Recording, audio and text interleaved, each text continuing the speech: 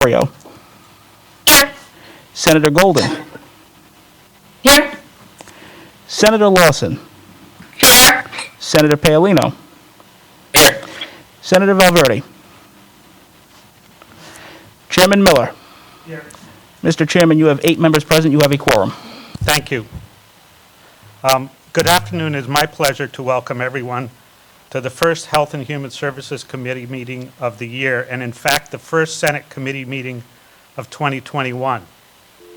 I'm particularly pleased to welcome 3 new members of the committee, Senator Bell, Senator Calkin, and Senator DiMario. We have made several changes to the committee format necessitated by the COVID-19 pandemic. The most noticeable, of course, is that we are meeting remotely.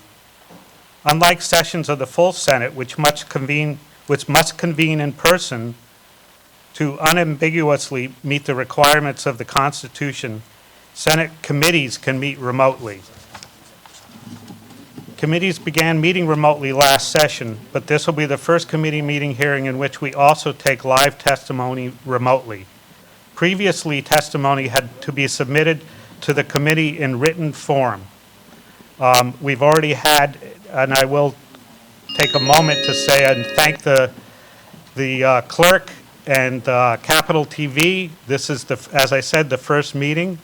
So we are going through as many technical issues, even though they've worked through this all day and for several days. I would ask both senators and the public's patience with any issues that may come up. And the idea is to keep everybody safe, but have as much public inclusion as possible.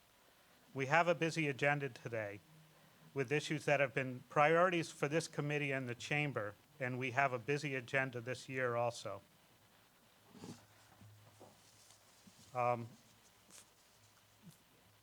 The way the committee, the intent of the committee going forward and the leadership going forward, both in this committee and elsewhere, but this committee specifically, is our priority will have bills that are important to address the COVID pandemic. Also bills that have been heard. So you will recognize many of the bills if you've been on the committee in the past. Future meetings will therefore address such issues as nursing home visitation, overdose prevention, and access to health care in the hardest hit communities.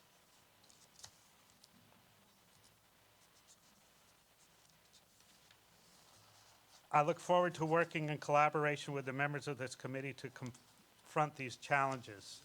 So the first formal order of the committee, and because we are going through our first hearing in which we take testimony telephonically, and many of you got all the written testimony. I think there are over 70 letters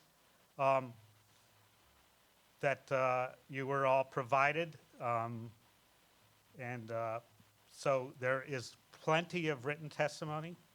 What I'm going to ask the committee to do is to have a motion to bring forward all the bills and bring forward the 2 sub-As so that when we start getting testimony telephonically, we won't have to put people on the phone and then off the phone. We can ask them if when we start with Senate Bill 3, if they are signed up for Senate Bill 3 and 4 or 5 or both, they can testify on all 3. So if we make the motions to bring forward the bills, not to vote on the bills, but to bring them forward, we will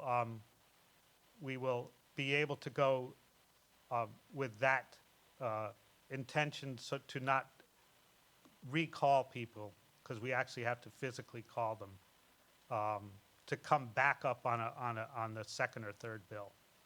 So if I could have a motion, Senate Bill 3 does not need a motion to bring forward the sub-A, but Senate Bill 4 and Senate Bill 5 do. Do I hear a motion? Mr. Chairman, I move to indefinitely postpone Senate Bill 4 and bring forward Senate Bill 4 sub A. And also Senate Bill 5. And also postpone Senate Bill 5 and bring forward Senate Bill 570. Is there a second? Second? I'll second it. Second. All those in favor? Aye. Aye. The clerk wants to do a roll on those votes, so. Senator Bell. I'm going to abstain from this vote. I think my request to have us wait until after we've heard the testimony before we decide whether we make a very substantial amendment to a bill is reasonable. I genuinely don't know if I prefer the sub A or not, and I wanted to hear the testimony before I vote on whether to amend this and make some changes I like and some I don't like. And a lot of the stakeholders pointedly in their letters did not take a position and said they wanted more study. So I really think it's irresponsible for us to make this decision before we have actually heard enough, or at least I can't vote and make this vote in an informed way until I've heard from people. So I'm going to abstain at this point. And I thought it was a reasonable request, and I'm disappointed that it wasn't. Granted. Senator Calkin. Aye. Senator DiMario. Aye. Senator Golden. Aye. Senator Lawson. Aye. Senator Paolino. Aye. Senator Valverde. Aye. Chairman Miller. Aye. Mr. Chairman, you have 7 votes in the affirmative, 1 abstention. Thank you. So many of you got the written testimony on all 3 bills. I want to start with Senate Bill 3, Senator Sosnowski's bill. And for the purpose of having the letter read in public, I'm going to do that. I know the committee members have a written copy, but for the rest of those interested in the legislation, I want to read Senator Sosnowski's letter on behalf of her legislation. Thank you, Chairman, members and members of the Senate Committee on Health and Human Services for hearing this legislation so quickly and allowing me to offer testimony in favor of this bill that I have introduced again this year. The legislation has passed the Senate for several years. I appreciate the chairman, Senate leadership, and members of the Senate for supporting this legislation that will prohibit health insurance companies from charging higher premium rates based on gender of the individual policyholder, enrollee, subscriber, or member. Here we are in 2021 with another opportunity to address this issue. I hope the committee will vote favorably on the bill and move it to the Senate floor for consideration. Last year, I was extremely optimistic this legislation would pass as part of the state budget. I thank Governor Raimondo for amending the budget to include this legislation, but as we do know, due to COVID-19 crisis, the budget was trimmed down and passed without any significant policy changes. Thank you for this opportunity to testify in support of this legislation. So that gives you some of the explanation of why we're hearing this bill so quickly. Not only do I strongly believe, and it's connected to Senate Bill 5, not only do I strongly believe that as I put the context of our priorities into a response to COVID, that when you look at Senate Bill 5, which codifies important components of the ACA, this bill was not part of that article. It was added by the governor instead of it being a separate bill on its own. And I wanted to hear it as close to the budget article as possible. So we included this bill today for that purpose. And I feel very strongly as we look at COVID-19, not only are we very concerned about access to health care, but we're also concerned about access to quality health insurance. And even though we were very quickly, everybody, I think most of us will be relieved after January 20th, which removes many obstacles to this type of legislation. The concern of the Supreme Court is still outstanding. And how that could impact the ACA is still very concerning to many Rhode Islanders. And so codifying this legislation, S5, along with S3, will put into state law many of the consumer protections to maintain quality of health insurance in Rhode Island indefinitely. Therefore, we're hearing 3, and we're hearing the bills in numerical sequence, but it's really to be considered as an effort that pairs very well with 5. If anybody has any questions at this point on S3, we can hear them from the committee. If not, we can go directly to those who wanted to speak on the phone and provide testimony. Any question from committee members at this point? Okay, if not, we'll go to the first caller for S3, which is Lori Marie Pisciotti, Executive Director of the Mental Health Association.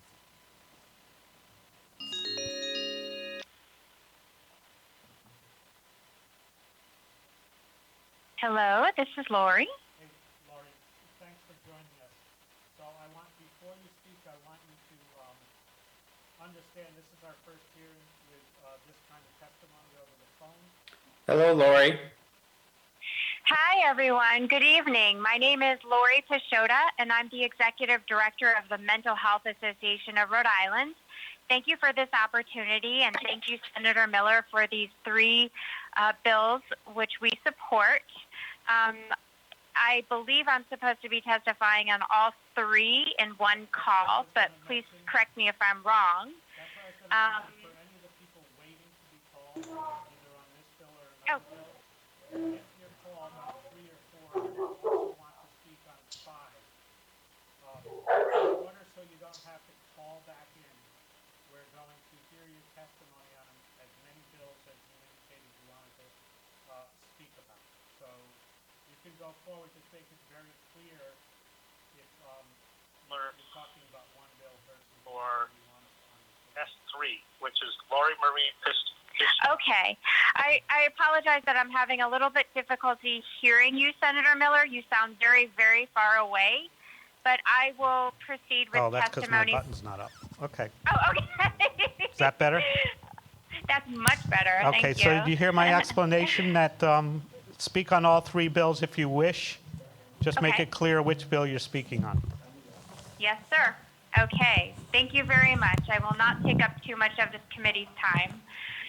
For Senate Bill number 3 pertaining to gender rating, the Mental Health Association supports Senator Miller's legislation, which would prohibit the practice of gender rating by insurers. Gender rating allows insurers to increase the cost of premiums for women. And of course, higher premiums and increased out-of-pocket expenses are a financial burden and make it more difficult for patients and mental health consumers to access treatment. Also, this is sex discrimination. There's no justification for it. Being male carries its own increased risk for certain conditions. For example, men and women are different in prevalence, symptoms, and responses to treatment of several psychiatric disorders, including schizophrenia. Men show an earlier age of onset of schizophrenia, which means they live with the illness longer. They have a higher propensity to negative symptoms for schizophrenia, and they have lower social functioning and comorbid substance abuse than that is seen in women with schizophrenia. So despite these sex differences with the condition of schizophrenia, it would be wrong to increase the health insurance premiums of men. So we respectfully ask this committee to pass this legislation so that women will not have to face higher premiums and health care costs. For Senate Bill number 4, sub A, pertaining to telemedicine, we generally support this bill, and we also support the Office of the Health Insurance Commissioner's formal recommendations, generally speaking. We differed in a couple of small places.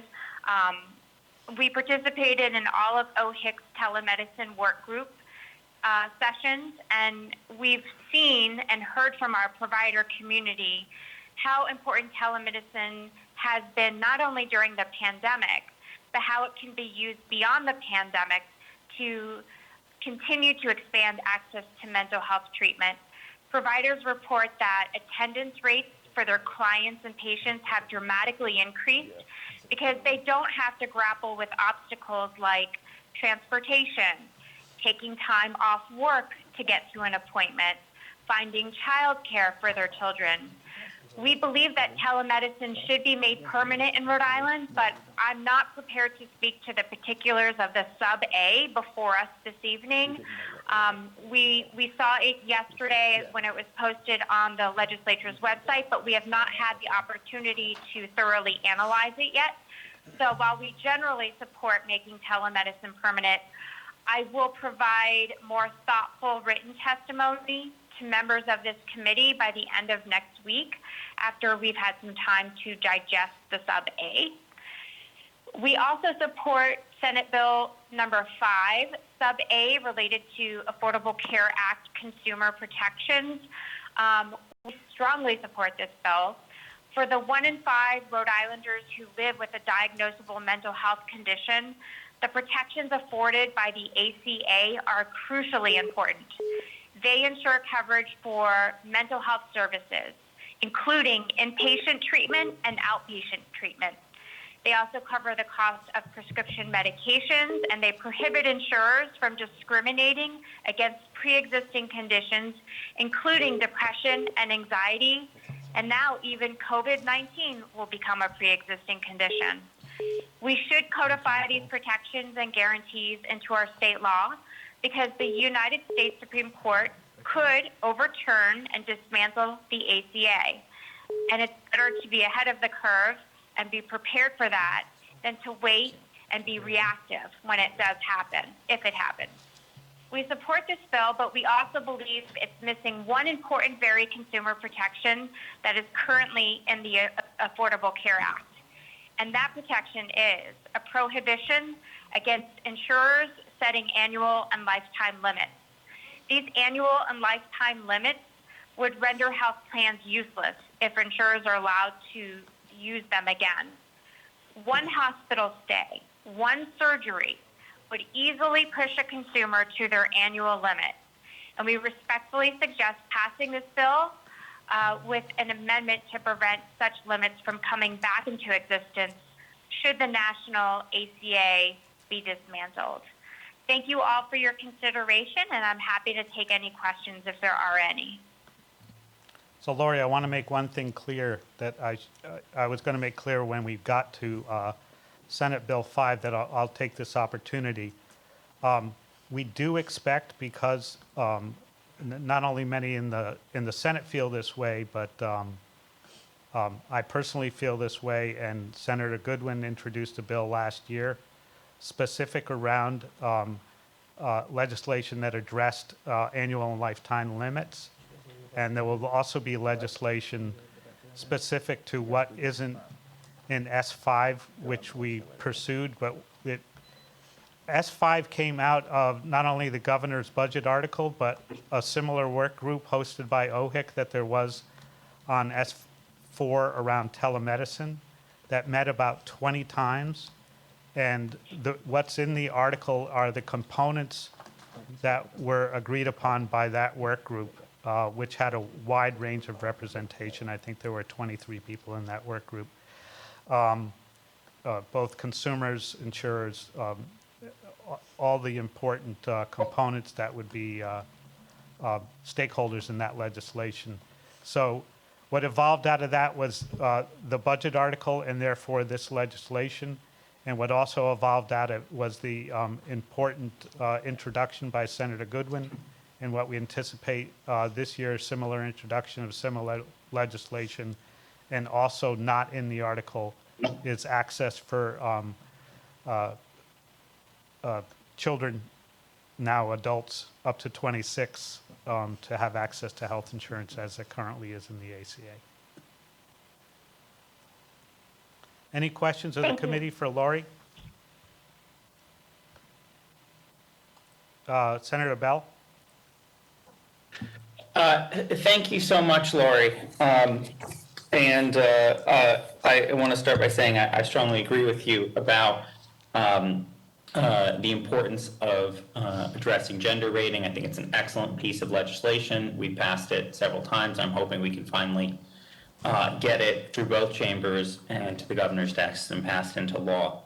And the same thing with the essential ACA protections. You know, this is incredibly important, and with the possible risk that we could lose some of these protections with the new Supreme Court, it is, I think, of extreme importance that we pass this into law so that Rhode Islanders will be safe and protected. My question relates to the telemedicine sub-A, and this was something, as I mentioned earlier, I was a little bit wrestling with because I wasn't quite sure about its implications.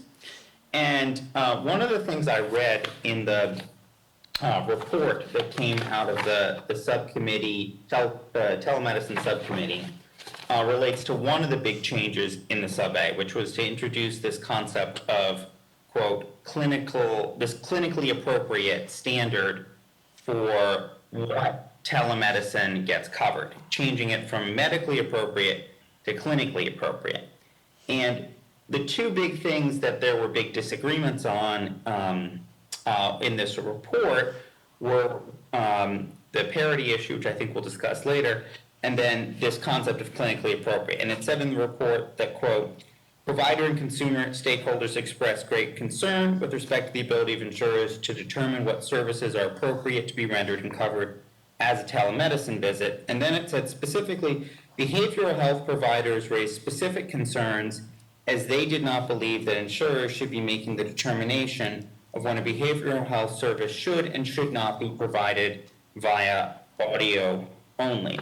So you mentioned earlier that you were part of this committee, and I'm wondering if that reference to behavioral health providers raising these concerns might have included you, and whether you might be able to explain a little bit about, and if that's the case, whether you might be able to explain a little bit about what the clinically appropriate standard means and what it means specifically for mental health and behavioral health providers. Lori, before you respond, I want the committee and Lori to know that there'll be a further explanation to that point when we later here, when we get to those who signed up to testify on S4 sub-A from Commissioner Teig and Maria Tumber, who led the working groups or participated in the working groups on behalf of OHIP for both the S4 working group and the S5 working group. So there'll be further explanation as we go through those who are calling in. Thank you, Senator Miller, and thank you for the question. As to the phrase clinical appropriateness, I think I would defer that question to Commissioner Teig. He could probably best speak to that. The Mental Health Association participated in all of the telemedicine work groups. I can tell you that we feel very strongly that there should be pay parity in the realm of behavioral health care, whether it's an in-person visit, an audio-only visit, or a video chat. And we also defer to providers, behavioral health providers, to determine which patients and clients are suitable for audio-only or video-only chats, and what kinds of clinical services are appropriate to do via telemedicine. Again, I would defer to Commissioner Teig on more specifics, and I hope to have more of an answer for you after I have an opportunity to dig into the legislation, the sub-A, analyze it, and then provide more thoughtful written testimony to this committee by the end of next week. And through the chair, I just want to say thank you for that answer, and I'm sorry for asking you such a specific question, having only just seen the sub-A, and I totally understand it takes time to digest these things, and that's why I was asking that question, because we're going to probably be voting on this bill later today, so I wanted to understand, be able to make an informed decision, and I still don't quite understand exactly what those behavioral health providers' concerns were, so I'm hoping to learn more about that. Anyway, thank you so much for all the great work that you do for the mental health community in our state. Well, thank you very much. I really appreciate that. That means a lot. Thank you. And thank you for being our first caller in 2021 to the Health and Human Services Committee. So next, I'll ask the clerk to, if there are no questions for Lori other than Senator Bell, then we'll move on to Karen Malcolm, Coordinator Project Our Healthcare Coalition. Protect, I'm sorry.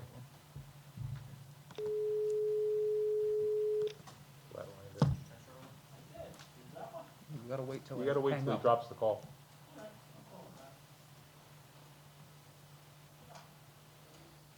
I saw your hand gesture, it was pretty cool.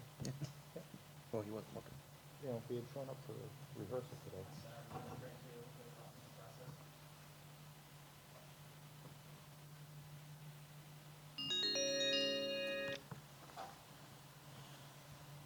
Hello, this is Karen. Karen, thank you for joining us. Thank you for joining Thank you. us. So I don't know if you've been, Chairman Miller. I don't know if you've been following along, but what I've asked those who are calling in to do, if they have signed up for other bills, be clear about which bill you're speaking on. And so to make it easier for everybody involved, we've allowed everybody the opportunity to testify on any bill and all bills that they signed up for, so we wouldn't have to call you back when we get to S5 or Terrific. S4. Yes, I've been following along. Thank you Okay. for those instructions. I appreciate it. And thank you for the hearing today and for bringing forward these very important pieces of legislation. My name is Karen Malcolm. I coordinate the Protect Our Healthcare Coalition, which is a group of leading Rhode Island nonprofits and consumer groups who share a goal to protect and promote quality, affordable healthcare for all. The coalition also includes hundreds of community members around the state who support this mission. I'm testifying today. I'm going to first speak to our support for Senate Bill 3 and Senate Bill 5A on the ACA consumer protections. I heard Lori Marie's testimony. I am not going to repeat in detail because our testimonies are very similar. The fact is that consumer protections are a cornerstone of the Affordable Care Act, and the protections that are included in the Affordable Care Act were intended to ensure that the health coverage that individuals are mandated to purchase or were mandated to purchase under the Affordable Care Act would provide affordable access to quality coverage. It's particularly important, as we all know, in light of the Supreme Court pending decision, but also in light of the state-based individual mandate that has come into effect in lieu of the federal mandate not currently being enforced, that our state follow through in balancing that mandate with the ACA protections, that they be enshrined and codified in state law. So in that regard, I'm not going to speak to the pros, the significant pros of each of the individual components. They are all important, including Senator Sosnowski's bill on the prohibition of gender rating. So we appreciate those coming forward, and as a coalition, we support those. I know that there is significant testimony from individual partners to this effect as well. I'm going to speak briefly to Senate Bill 4A on telemedicine. The coalition has been watching very closely. For all of us, we've seen the COVID-19 pandemic has really laid bare the inequities in our healthcare system and showed that telemedicine can serve to protect patients by maintaining safe access to care. But it's also helped to demonstrate telemedicine's potential for helping to expand access to care more generally beyond the pandemic. Lori talked about some of those issues and whether they're transportation or childcare or job related that has been a barrier for many, particularly low-income families in accessing care. We believe and have regularly noted throughout OHIC's really robust dialogue that they facilitated on telemedicine, that permanent change is important, but that it needs to guarantee patient access to telemedicine through all plans at all levels of care, both public and commercial, and that it do that at parity with in-person care, and that it provide for equitable payment of telemedicine services to our provider network. But also, and there's a significant part of the OHIC report that talks about the social determinants of health and equity in accessing services, and that through enactment of permanent change, we cannot ignore the need to address these critically important disparities. For example, by in parallel investing what needs to be done to ensure that people have the broadband and the telephone access and capacities that they need in order to fully access and participate. So that's an important point. I want to make sure people understand that that was a big part of conversation that happened through OHIC. We really appreciate the chair offering this legislation and the many years of work this committee has done in fighting for better access to healthcare for all Rhode Islanders. But as Lori noted, and I know that many others have noted, we just got the sub-A late in the day yesterday, and we are a very broad-based coalition with many partners. And so it's critically important that we have the time that we need to analyze and appropriately vet the legislation through the membership and partners in the coalition. We started that work, and we intend to follow up in writing to all committee members late next week. But I want to note that as we review the legislation, we're going to be paying close attention to the issues that I've outlined. Many of them are addressed in the OHIC recommendations, and there are others not as well articulated in the OHIC recommendations. But we look forward to providing that input later next week on the sub-A. And thank you. That wraps it up for me. I am happy to answer or try to answer any questions that you may have. I just want to reiterate one point that was brought up by both of you, that one of the things that we discussed was having a fiscal examination going forward on how telemedicine actually not only saves patients money, but saves the state money based on several things that they spend a lot of money on and patients spend a lot of money on, such as, two examples, child care and transportation. And under COVID, those expenses, both for patients and the state, should be recognized and quantified. And that was a big and important discussion that we had through the work group. Yeah, absolutely. But I would add to that the point that while telemedicine has served, and I think the data that OHIP includes in their report, while on the one hand, telemedicine helps alleviate some of these barriers and reduce costs in those areas, it highlights other distinguishing disparities that we as a state really need to address. And this is true not only in healthcare, but in education as well. I want to step back for one moment because we feel very strongly that and I neglected to note in my testimony on the ACA protections that, yes, what Lori Marie testified to in terms of ensuring that we enact legislation to address the insurer manipulation of annual and lifetime limits that could happen if the AC goes away. We absolutely need that protection in state law as well.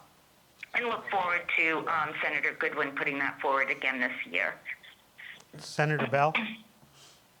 All right, and thank you so much, Chairman, and I want to thank you for your comments here. I really strongly agree with you on all the points you've raised on all the bills, especially, as I mentioned before, on the importance of digesting and understanding the implications of the telemedicine sub-A.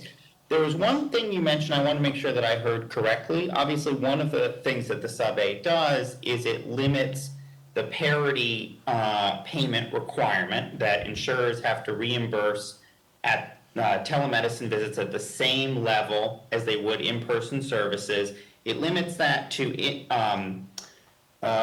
from all in-network services in the original bill to just in-network primary care and behavioral health. And I think one of the comments, I want to make sure I heard it correctly. Did you mention that you felt it, quote, needed to apply to all types of care, or just that it was important?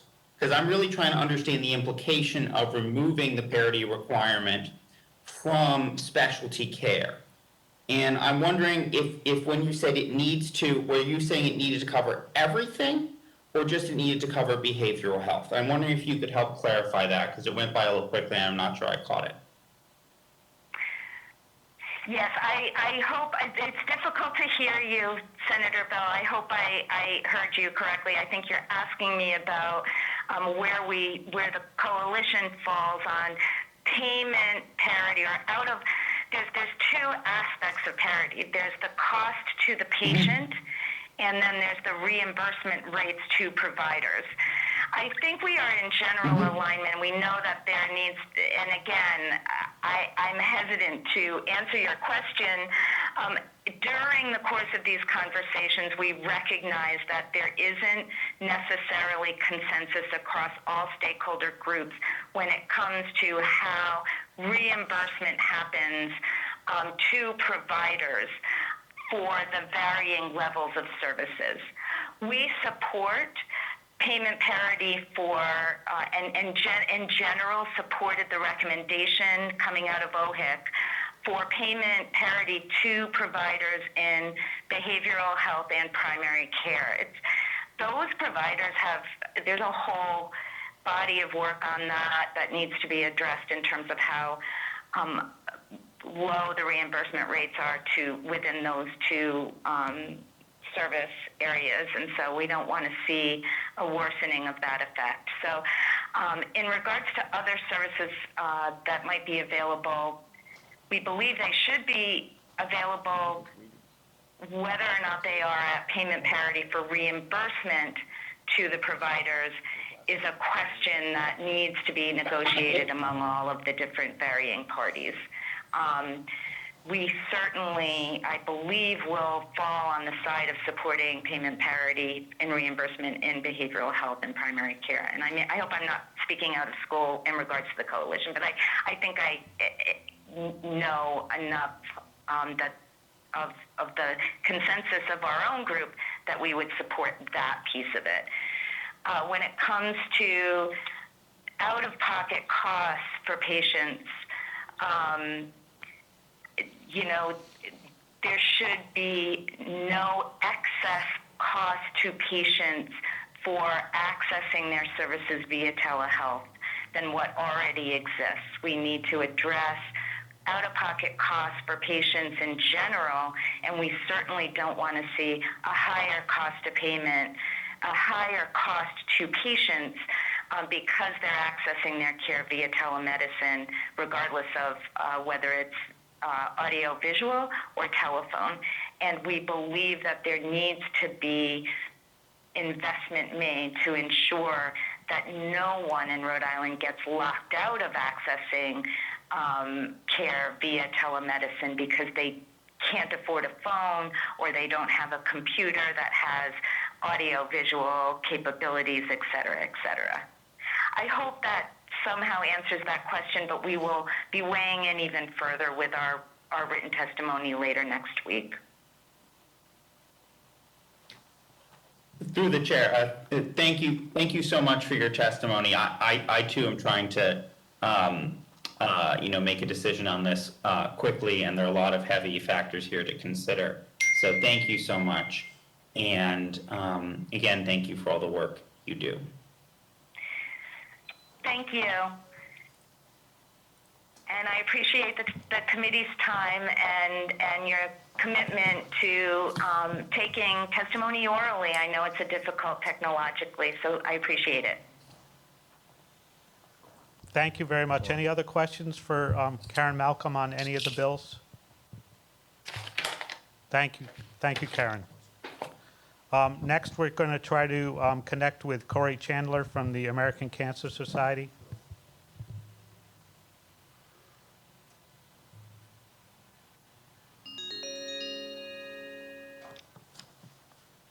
Corey? Hello, this is Corey.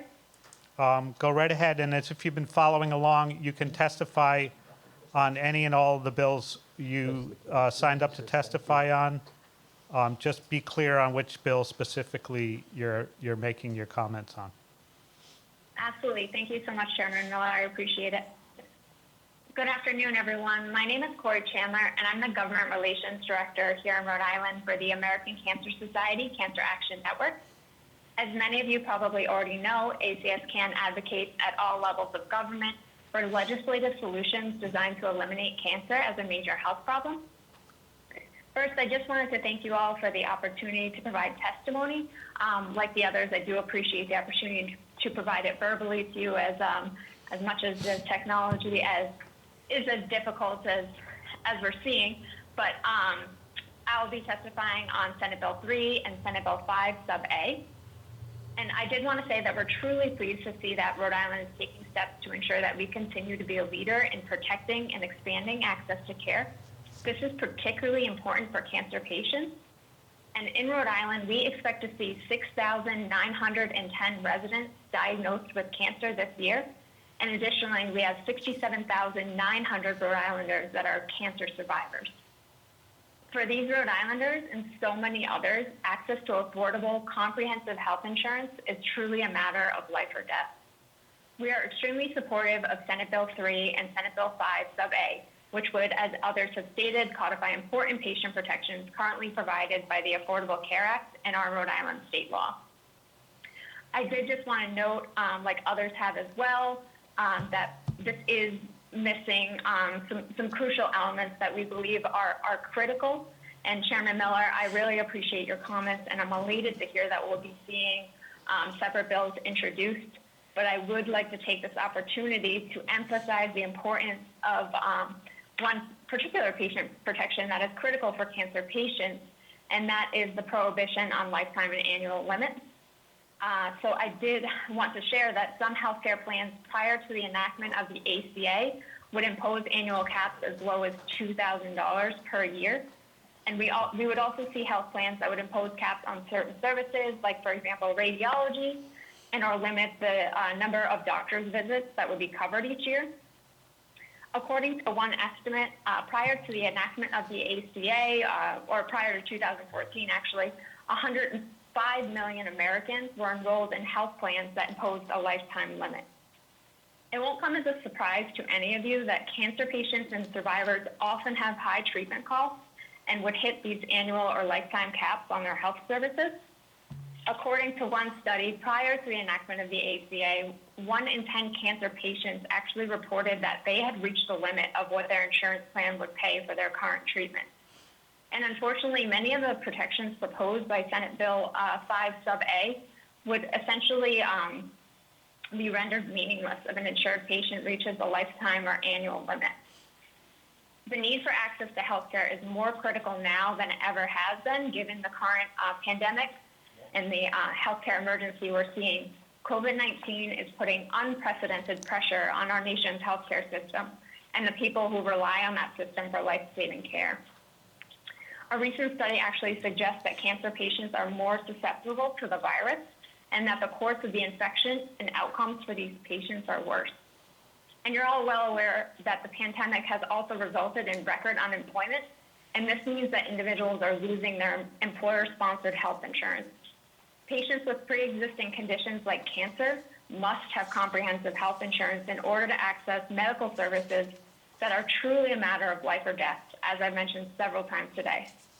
So we're extremely supportive of the great first steps that the patient protections in Senate Bill 3 and Senate Bill 5 sub A represent, but we truly hope to see Rhode Island continue to be a leader in access to care and provide a comprehensive approach by including other important patient protections, like Chairman Miller did highlight, so we can have the most affordable and accessible healthcare that we can provide through state action. Thank you so much for your time, and I'm more than happy to take any questions that you have. Any questions from any members of the committee? If not, thank you very much, Corey, for addressing both of those bills. That is all the call-in testimony. And to be as thorough as we possibly can, before we take a vote on Senate Bill S3, Senator Sosnowski's legislation, I want to, I'm going to attempt to go through, because we have a very thick pile for those who are watching, the testimony we got in writing and at least who wrote in. And in the case of S3, they're all letters in support from Planned Parenthood Southern New England, the Women's Fund of Rhode Island, ACLU of Rhode Island Coalition for Reproductive Freedom, the Rhode Island Medical Society, the League of Women Voters, Mental Health Association of Rhode Island,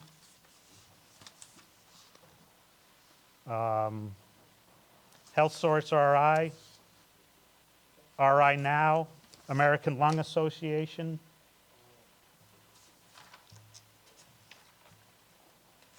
Cancer Action Network,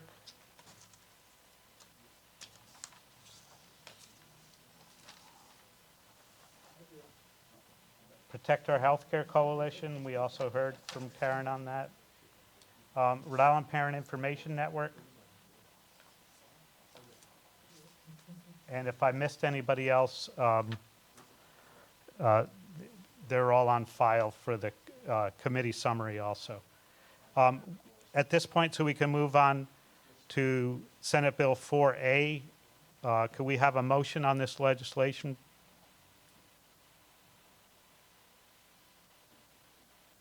Senator Bell? Yep, I move passage. Is there a second? Second. From Senator Valverde. Mr. Oates? Senator Bell. Indicate their vote. Aye. Senator Calkin. Aye. Senator DiMario. Aye. Senator Golden. Aye. Senator Lawson. Aye. Senator Paolino. Aye. Senator Valverde. Aye. Chairman Miller. Aye. Mr. Chairman, you have 8 votes in the affirmative. Thank you very much. Now we're going to move on to those who have called in on Senate Bill 4 sub A. I want to give a brief outline before we go to Commissioner Teague and Maria Tumber from the Office of the Health Insurance Commissioner, who will be the first to speak and will probably be most prepared to answer questions about the process and why we have a sub A, and how we got to a sub A and the inclusion on getting there. But I want to give a brief explanation so they don't have to go through all of it. It expands access to telemedicine by allowing patients to receive telemedicine services at home, permitting delivery of telemedicine by audio only, telephone, requiring that deductible co-payments and co-insurance are no more than if the service were performed in person, requiring that prior authorization, medical or benefit determinations, and utilization review are no more stringent than if the service was performed in person, requiring that in-network primary care and behavioral health telemedicine services be reimbursed at rates not lower than if the same services were delivered in person, requires that the Rhode Island Medicaid program covers telemedicine services and authorizing the Office of the Health Insurance Commissioner and the Executive Office of Health and Human Services to promulgate telemedicine rules and regulations. There was a drafting error in the original bill that came out of, that was posted, which caused a lot of concern, but it was fixed when we had to replace a may for a shall not on line 7, page 3 of that original bill. The benefit plans offered by a health insurer, this paragraph that I was going to read but I will not, explains that error. And as Maria and Commissioner Teig will explain about the process which led to this bill and why we're not at 2525 from last year and why we're not at a bill that directly reflects the budget article. So at this point, we will attempt to go to Commissioner Teig and Maria Tumber from the Office of the Health Insurance Commissioner.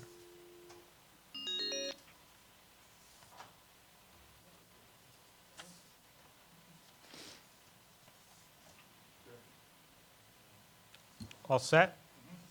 Chairman Miller, good morning, good evening. Can you hear me all right? Yep. Great. Well, thank you very much, Chairman Miller and other members of the committee. Once again, my name is Patrick Teig. I am the Health Insurance Commissioner at the State of Rhode Island Office of the Health Insurance Commissioner. I want to thank you all for the opportunity to testify on all three of these bills. I'll briefly speak first to Senate Bill 3. I know that's already been moved, but I do want to have a brief comment on it, as well as Senate Bill 5, and then spend the bulk of my comments briefly as well on Senate Bill 4, and again, sub-A related to 3 and 5. So just very, very briefly, we strongly support as well for the reasons that are articulated by many of those giving testimony, as well as members of the committee on Senate Bill 3. It's critical in the light of the Affordable Care Act and certainty at the federal level that Rhode Islanders have an assurance that the protection against gender rating in all markets for commercial health insurance in Rhode Island be in place. And so we strongly support that bill to eliminate gender rating and enshrine that same protection that's available at the federal level at the state level. And then similarly, for the same reasons, we also are strongly supportive of Senate Bill 5 to enshrine the essential health benefits and the critical access that guaranteeing Rhode Islanders access to the benefits that are covered under an essential health benefits package afford. And again, we think it's critical that happen at the state level as well as the federal level, so that if there is ever any risk that becomes a reality at the federal level, Rhode Islanders will continue to have access to those essential benefits. And so we are strongly supportive of that piece of legislation as well. So regarding Senate Bill 4 related to telemedicine, as Chairman Miller, you noted, this bill is largely reflective of most, if not all, of the recommendations that were put forward as a part of the stakeholder process that OHIC ran and facilitated in partnership with the Executive Office of Health Insurance, the Executive Office of Health and Human Services and the Medicaid program. It was a diverse stakeholder group, and my colleague, Maria Tumber, who will be speaking immediately after me, as you noted, facilitated that process, and she'll be able to talk through specifically how the process went and how those recommendations were developed. But ultimately, I think the important point for me to underscore is that it was a broad, transparent public process with diverse stakeholder representatives, including consumer advocates, providers, and payers, to try to reach a consensus around, whenever possible, the important steps that need to be taken to continue to ensure that there is broad telemedicine access in Rhode Island. The overall reason why we think this piece of legislation is so important is because the pandemic has really demonstrated to a dramatic degree the importance and the value of telemedicine services. And it's our view, in my view, that that access that's been made available through the governor's executive order during the pandemic should be made permanent, and to ensure that Rhode Islanders will have that access beyond the pandemic period. As you know, Chairman Miller, the bill does a range of things to this effect. Some of the ones that I would highlight again and underscore is guarantee access to telephonic-only telemedicine as well as audio-visual. We think that's particularly important for populations that have difficulty accessing audio-visual telemedicine, that they can access it audio-only. We think that's a very important change to ensure that level of access for those that can only access telemedicine telephonically. And then the prohibitions on health insurers being able to charge higher cost sharing for telemedicine for the same service as under in-person, as well as to impose more strict prior authorization requirements, which is also prohibited. We think that's critical protection for Rhode Island consumers for telemedicine in a permanent state. I will briefly speak and then happy to take any questions to the issue of, I believe that was raised by Senator Bell around clinical appropriateness, as well as around payment parity. So on the clinical appropriateness point, that language is being proposed, and we are supportive of it because it was the ultimate consensus of the group that was the appropriate terminology to convey that telemedicine services should be able to be delivered and must be covered whenever they are able to be delivered appropriately through telemedicine. An example of something, I think, just a common sense example of the types of things that likely would not fall under a clinical appropriate standard for telemedicine would be things that truly require an in-person visit to be effective for the consumer, for the patient. Example would be something as simple as a vaccination. Obviously, you would not cover a vaccination under telemedicine. And so we want to make sure that Rhode Islanders have the protection, have full access to telemedicine, but they have the protection from services that need to be delivered in person still being delivered in person. And so that is what the consensus of the stakeholders participating in our work group settled on, the terminology of clinical appropriate to convey that idea of ensuring that those services are rendered via telemedicine that can be rendered in a safe and effective way. Commissioner, can I ask you something based on that? Certainly. There's also been a discussion on where we use clinically appropriate versus using medically necessary, and why was it used somewhere clinically appropriate and in some cases medically necessary? Sure. No. So so medical necessity is something that I think the best way to think about it and think about the distinction between the two. Medical necessity is something that you think about prior to clinical appropriateness, meaning medical necessity is simply is a treatment that is to be rendered. Is it appropriate or is it necessary to remediate or address the health need that an individual has? So meaning, is the treatment indicated for what the person has? And obviously that could apply to both telemedicine or not telemedicine in a traditional in-person context. And so the distinction that we're trying to reach here is it's not about if the service being rendered is something that could help a person. It's about how that is delivered. And again, I think my example of a vaccination is helpful, even though it's a simple example. Of course, a vaccine may be indicated to prevent an illness, but it cannot be delivered under telemedicine. And so that would be an example where it would be medically necessary and appropriate to deliver through that, but it would not be clinically appropriate to deliver through telemedicine. And then finally, Chairman Miller, the only other point I wanted to make before I open myself up to any questions by the committee is on the question of payment parity. I would note that the consensus of the group was to have payment parity around primary care. And the legislation is actually more expansive than that. It includes payment parity around primary care and behavioral health care. And that's something I am strongly supportive of, even though the stakeholder consensus was we could only achieve a consensus around payment parity around primary care.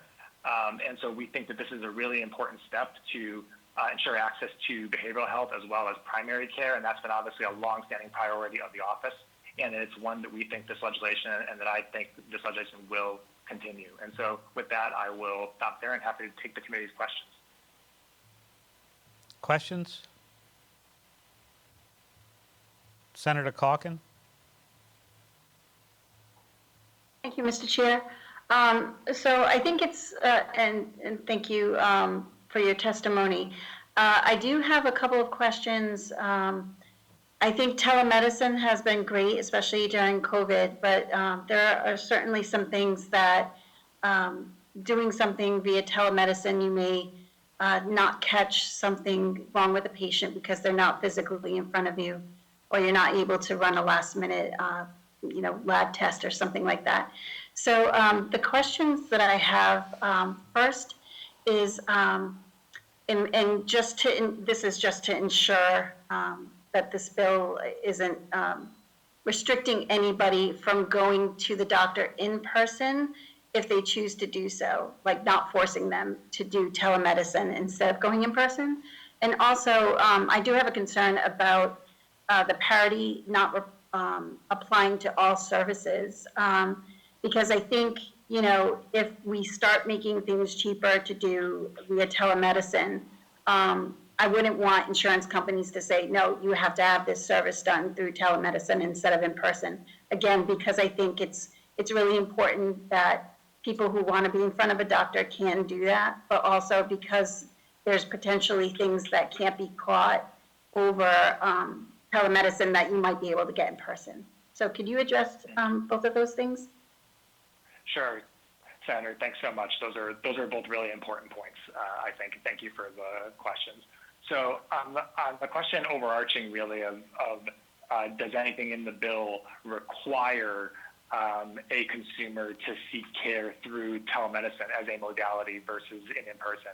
The answer is, in my view, no. There's nothing there's no language in the bill that I believe could be construed to do that, and that is certainly not something that I would favor for the exact reasons that you cited. It's critically important. In-person care is obviously a standard that is critical. In many cases, it is absolutely necessary and appropriate. And the goal of this bill is not to in any way limit that or give health insurers the ability to limit the ability of a consumer to seek in-person care.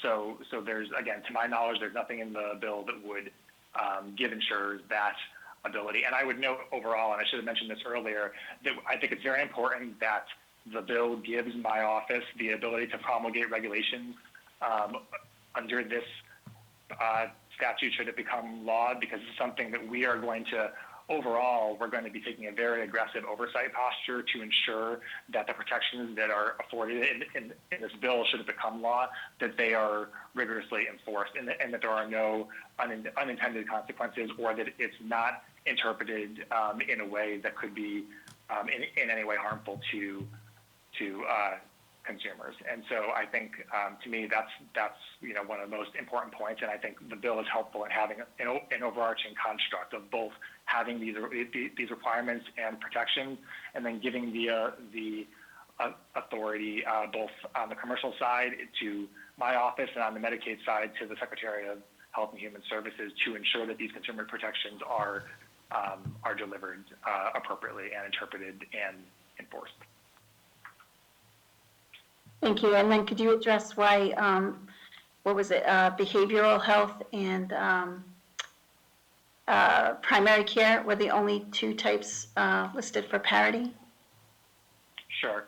And I should be clear, right? What the proposed law does is ensure that it's not it imposes no requirement on primary care or behavioral health relative to other kinds of services. What it does say is that primary care or behavioral health, that those have to be reimbursed via telemedicine or via in-person care at the same levels. And so I think that's an important distinction. In terms of why those two, as I noted earlier, primary care was the consensus of the stakeholder group, and I think the rationale for that was the importance of, again, ensuring that there's wide access to primary care. Rhode Island has been a leader in primary care services. The state has invested for over a decade in expanding primary care services and primary care transformation, because primary care services are having a wide access to primary care services, as I think we all appreciate, because of the critical role primary care providers play in the healthcare system in terms of supporting patients, prevention, catching things early, as you said, and helping patients navigate the healthcare system. There's a wide body of literature that demonstrates the kind of investments Rhode Island has made in primary care and expanding access to it has ensured that you have a high-performing healthcare system where patients get high-quality outcomes, that you have lower costs for consumers, and that ultimately there's widespread access. In terms of behavioral health, very much in a similar way, given Rhode Island's significant behavioral health needs of its population, we thought it was critically important, even though that wasn't a consensus point, although there was strong support for it from many of our stakeholders, some of which you've heard today.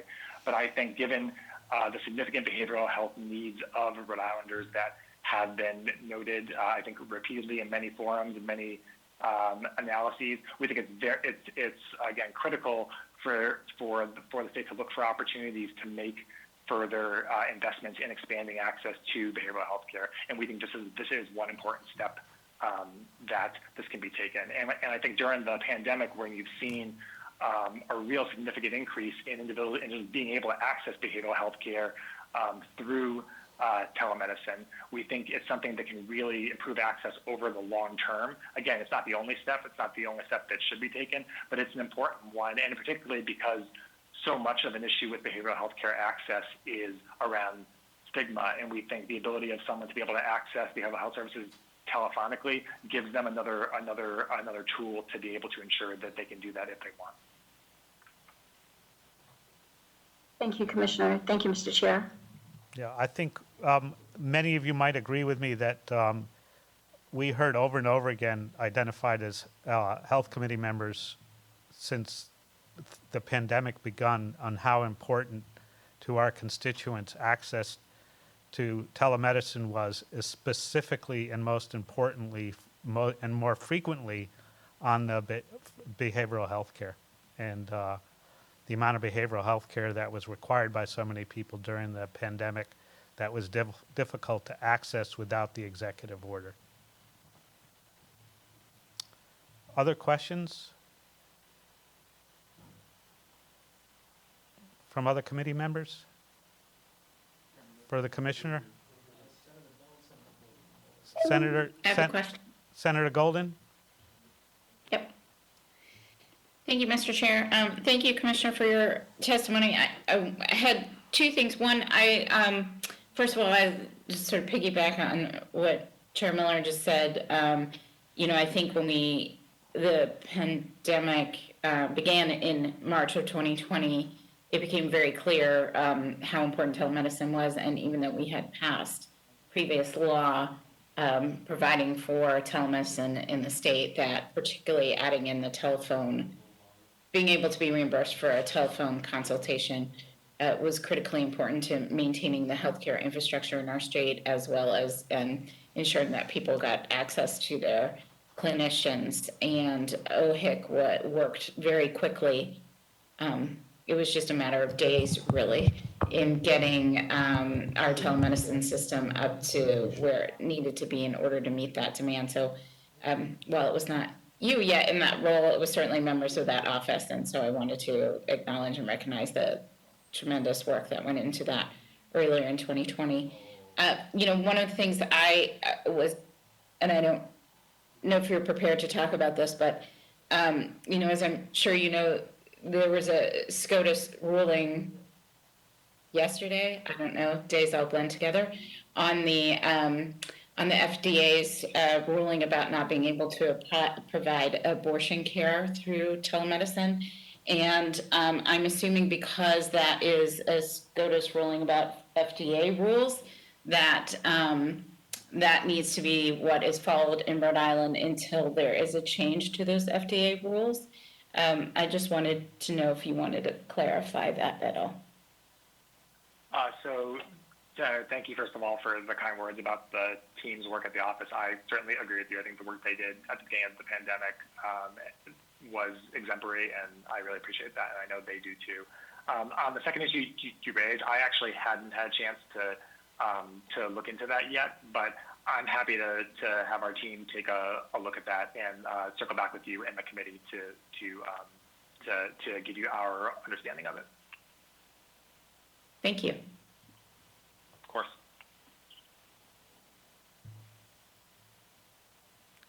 Senator Bell also, I believe.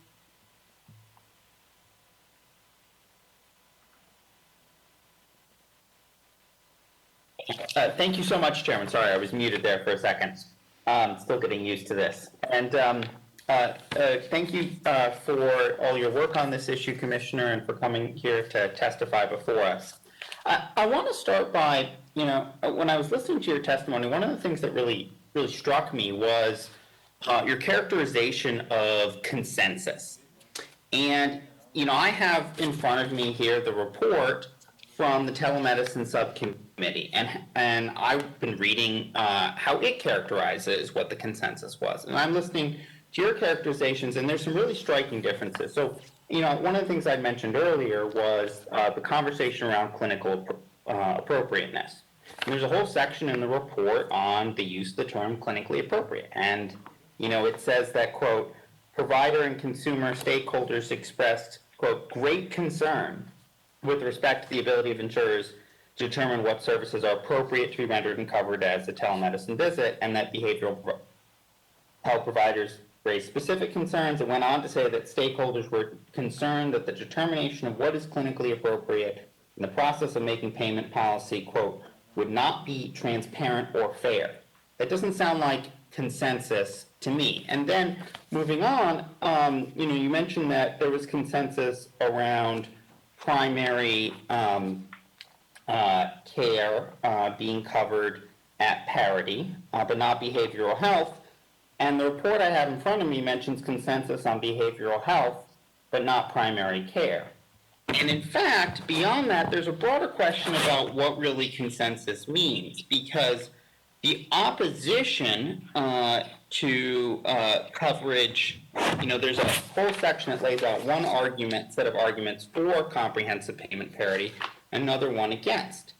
And it seems to be that the insurers are against payment parity, and the provider and consumer advocates are in favor of payment parity. It says, quote, at the beginning, quote, providers and consumer advocates generally supported payment parity.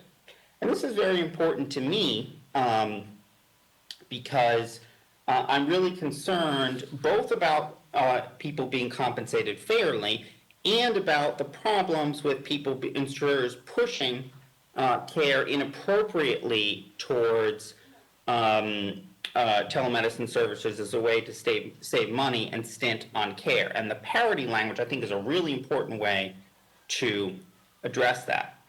And the question I really wanted to ask you relates to how I'm going to vote on this, because look, I understand when we passed a really great bill last session. I really want to commend Chairman Miller for putting together an incredibly strong bill. And it built off what was a really strong executive order that OHIC did a great job of putting together. And some of those provisions are still here. Section 1 of the order on payment locations, that's basically still there. The prohibition on audio-only conversations, that's still there. The third part on parity seems to have been watered down to exclude specialist care and basically everything except for primary care and behavioral health. And then the hard limits on what insurers could cover seems to be gone, and in fact, we seem to have moved from a medically appropriate standard to clinically appropriate, going below current law. So I'm willing to understand and vote for a bill that's maybe an incremental step forwards. But if I do that, I have to understand two things. One, what the argument for compromising it down from the original standard was, and you mentioned, and I commend you, that you support making the order permanent. So I'm wondering who it is that opposes our original excellent piece of legislation. And the other question that's really important to me, so I'm wondering if you could comment on A, where the opposition is towards the really great bill that we had at the beginning, or some bill whose concept is really making the order permanent. And then B, whether you could comment on whether the intention of the governor or the intention of OHIC is to recommend to the governor, whoever that person may be, that they will maintain the existing order for the duration of the pandemic. Because if once we pass this legislation, that order would be waived, and all of a sudden we have services that can't be covered, the parity requirements go away, we lose those protections, we'd be taking a big step backwards, and I struggle to vote for that. But if we're just making things a little better in the long run, and we might lose some things, but we might make some things better in the future, that, sometimes you can accept compromise. So I'm wondering if you could comment on those two issues. And again, sorry about my very long question, and thank you so much No, for it's an important question. It's an important question, and I want to take a stab at parts of it before the commissioner does. And because this is important to a lot of the work we do. And a lot of us in the State House, and especially on this committee, our ambition is towards something better than what we have, even within the scope of the ACA and trying to codify the ACA. And I've been criticized for sponsoring bills that are in the context of the ACA because certain people think I should look further to a single payer model and skip over the ACA, not try to improve or codify where we are.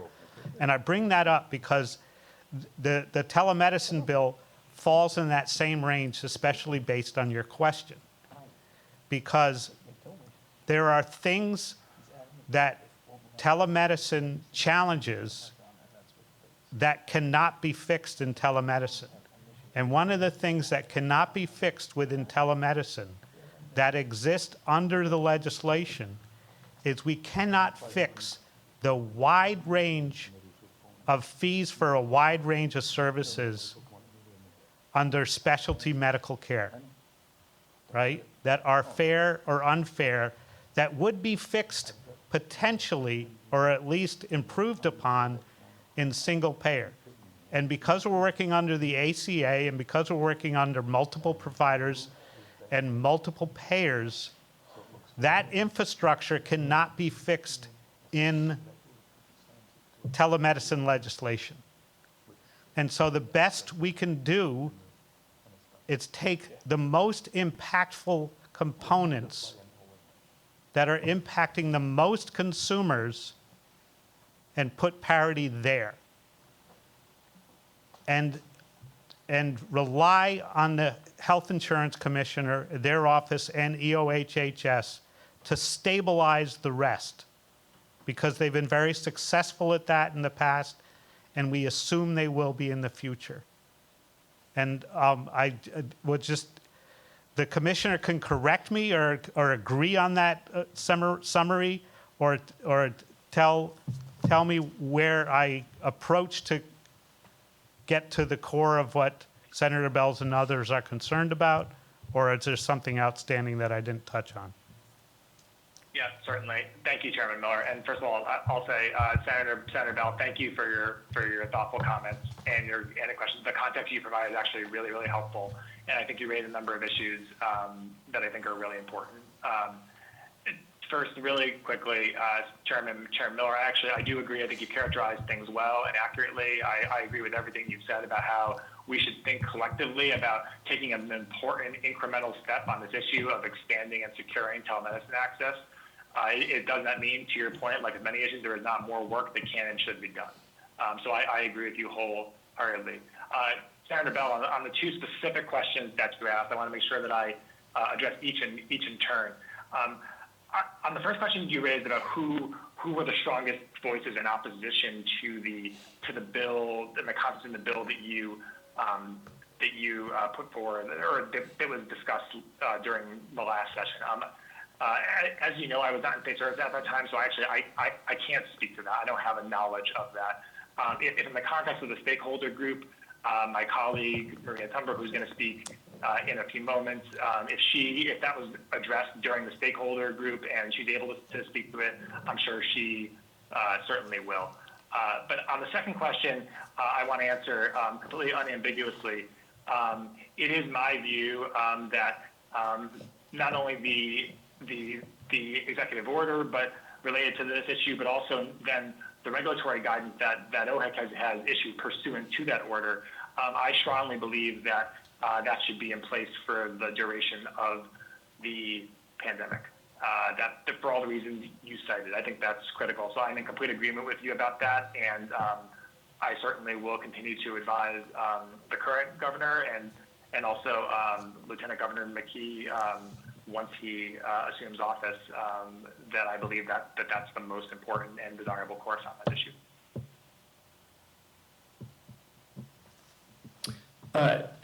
Thank you so much, and through the chair, I just want to briefly comment a little bit further on this, if that's okay. Yep. So Just keep in mind, we do have I think that 12 other people interested in testifying, so keep that in mind as you further comment. Of course, and I do apologize because I know I've asked a number of questions. It's very important to me. Yeah. You know, I had an experience earlier this year during the pandemic where I had some test results that had come back, and I had gotten a diagnosis, and I wanted to. I had a meeting that was basically a follow-up meeting. It was right at the beginning of the pandemic. With an oncologist to discuss the implications of the diagnosis I got. And so it was a specialty care appointment, and it was one of those cases where I was surprised that there just didn't seem to be a setup that people were ready to take telemedicine, and I think that was because there had been a built-in system where people didn't really know how this worked. And initially they wanted me to come in, and my wife said, no, you're not allowed to come in person. It was right at the beginning, and she vetoed that. So I went back and I found a solution where we'd have a telemedicine thing. And I saw that was a case where it was a phone conversation. It was perfectly fine. And during the pandemic, it was able for me to be safe. If it hadn't been reimbursed at the same rate, I'd understand why they would have pushed back. So I really saw, firsthand the importance of telemedicine. That's why it's so important to me, at least. And obviously, I've heard from a number of constituents on it. The question I have about understanding whether we accept a partial lower level. I get sometimes you have to be willing to take incremental compromise. I understand that. I love the bill we passed last time. I was expecting that it would have been watered down a little bit. And mostly the reason I was expecting that was because I had heard that the House Speaker at the time was very opposed to it because of his ties towards insurers.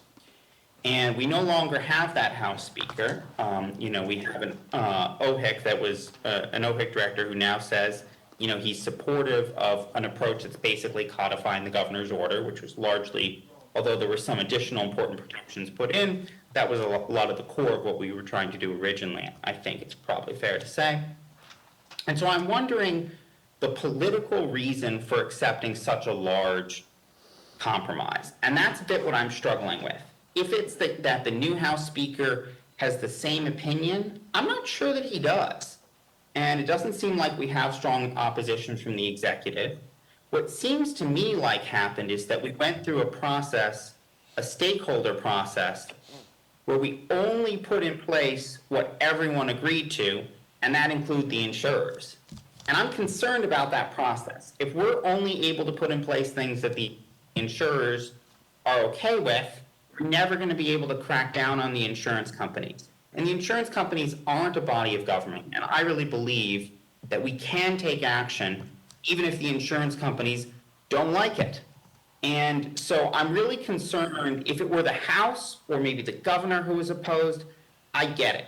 But if it's just the insurance companies, I'm not sure why we need to compromise as much. So that's really what I'm struggling with in terms of figuring this issue out.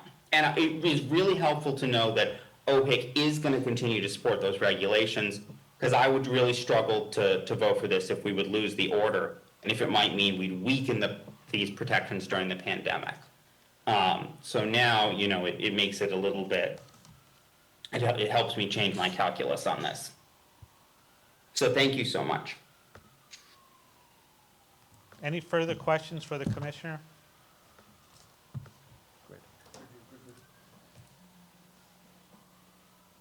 If not, let's try to get Maria Tumber from OHIC on the phone to be the next person we contact.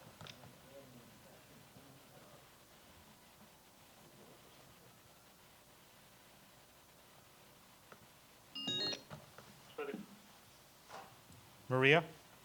Yep.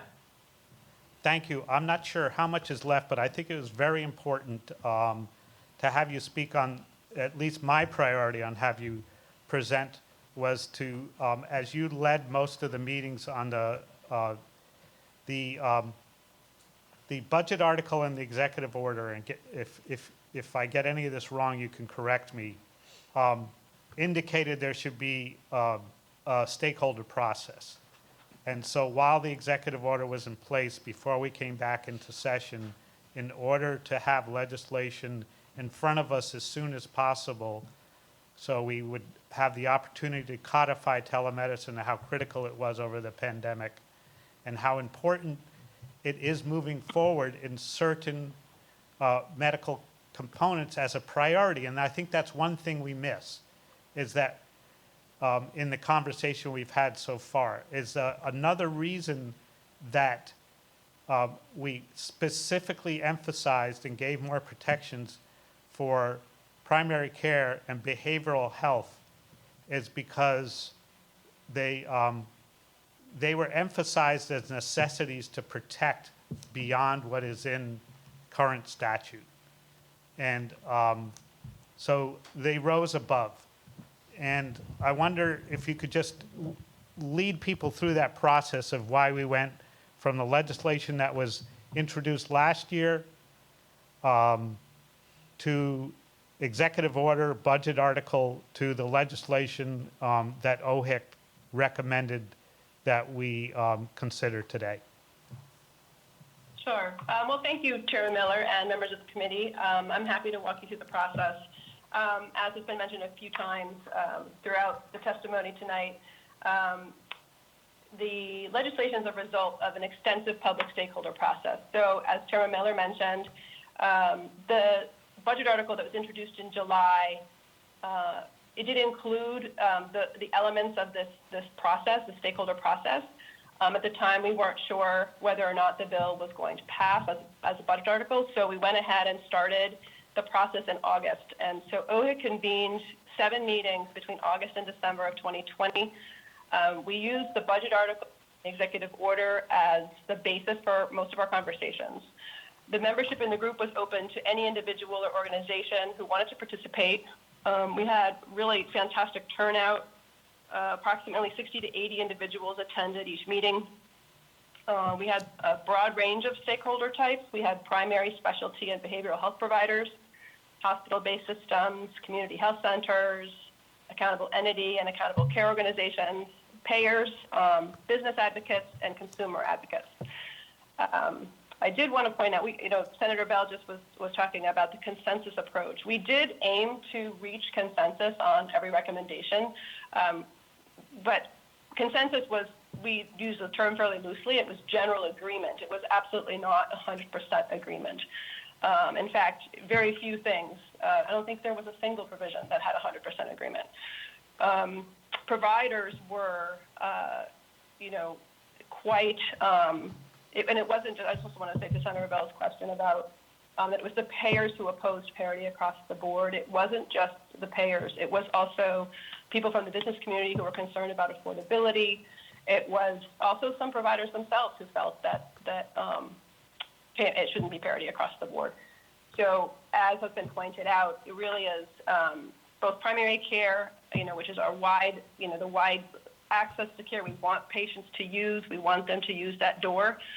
It improves outcomes. It provides a continuity of care. We really want to emphasize that. And behavioral health has had fantastic results during COVID in terms of had very few patients canceling appointments.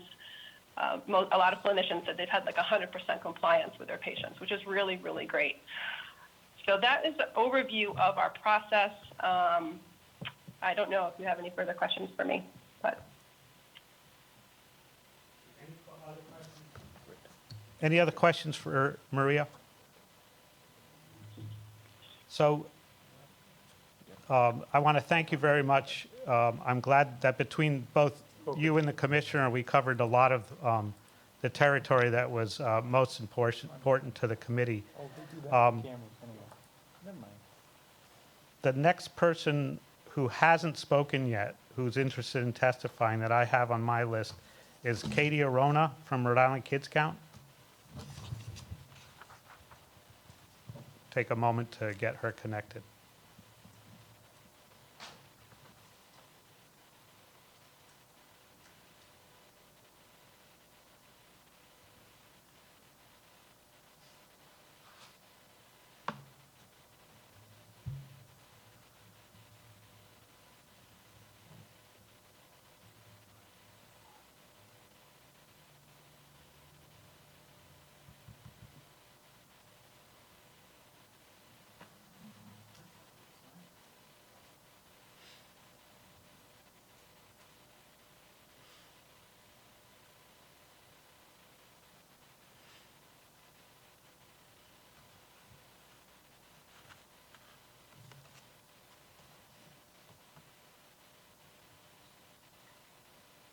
Oh, I messed up my order. If you want to go back to the order that we agreed on.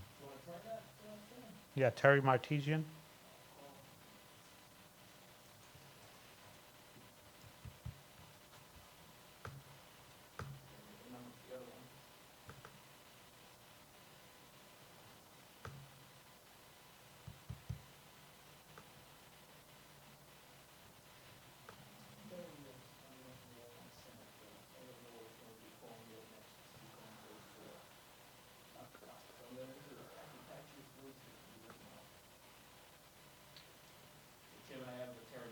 Okay.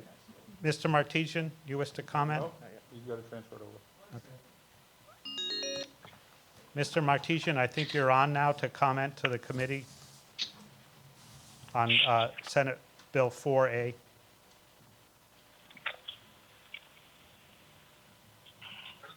Hello? Yes, Mr. Martesian, you're on with the committee. Yeah. Thank you, Mr. Chairman. Anyway, Mr.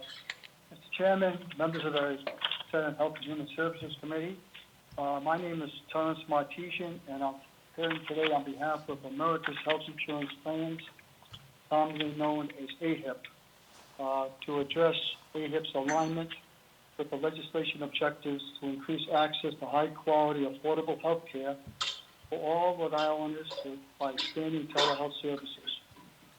AHIP is a national association whose members provide insurance and for health care and related services. AHIP and its members have supported for quite a while, a number of years, telemedicine. It can provide benefits to patients, providers, and payers. It has existed prior to and will continue to exist long after the pandemic. However, it must be remembered, we truly believe, telemedicine is not the same as in-person services, for it does not necessarily achieve the goals of high-quality, affordable care. A number of health insurance carrier concerns have been addressed, and we are thankful for those that made certain changes, which will keep the cost of health insurance down. However, we remain concerned with one provision in particular, and it's been discussed already today to a degree, mandating payment parity for telehealth services and in-person services. We feel that this provision could imperil patient safety, the effectiveness of treatments, and eliminate cost savings that could be realized, paving the way for a potential bloat for healthcare costs for all Rhode Islanders. AF and its members are proud to have taken voluntary, proactive steps to increase access to healthcare services during the COVID-19 pandemic, including the use of telemedicine in many areas.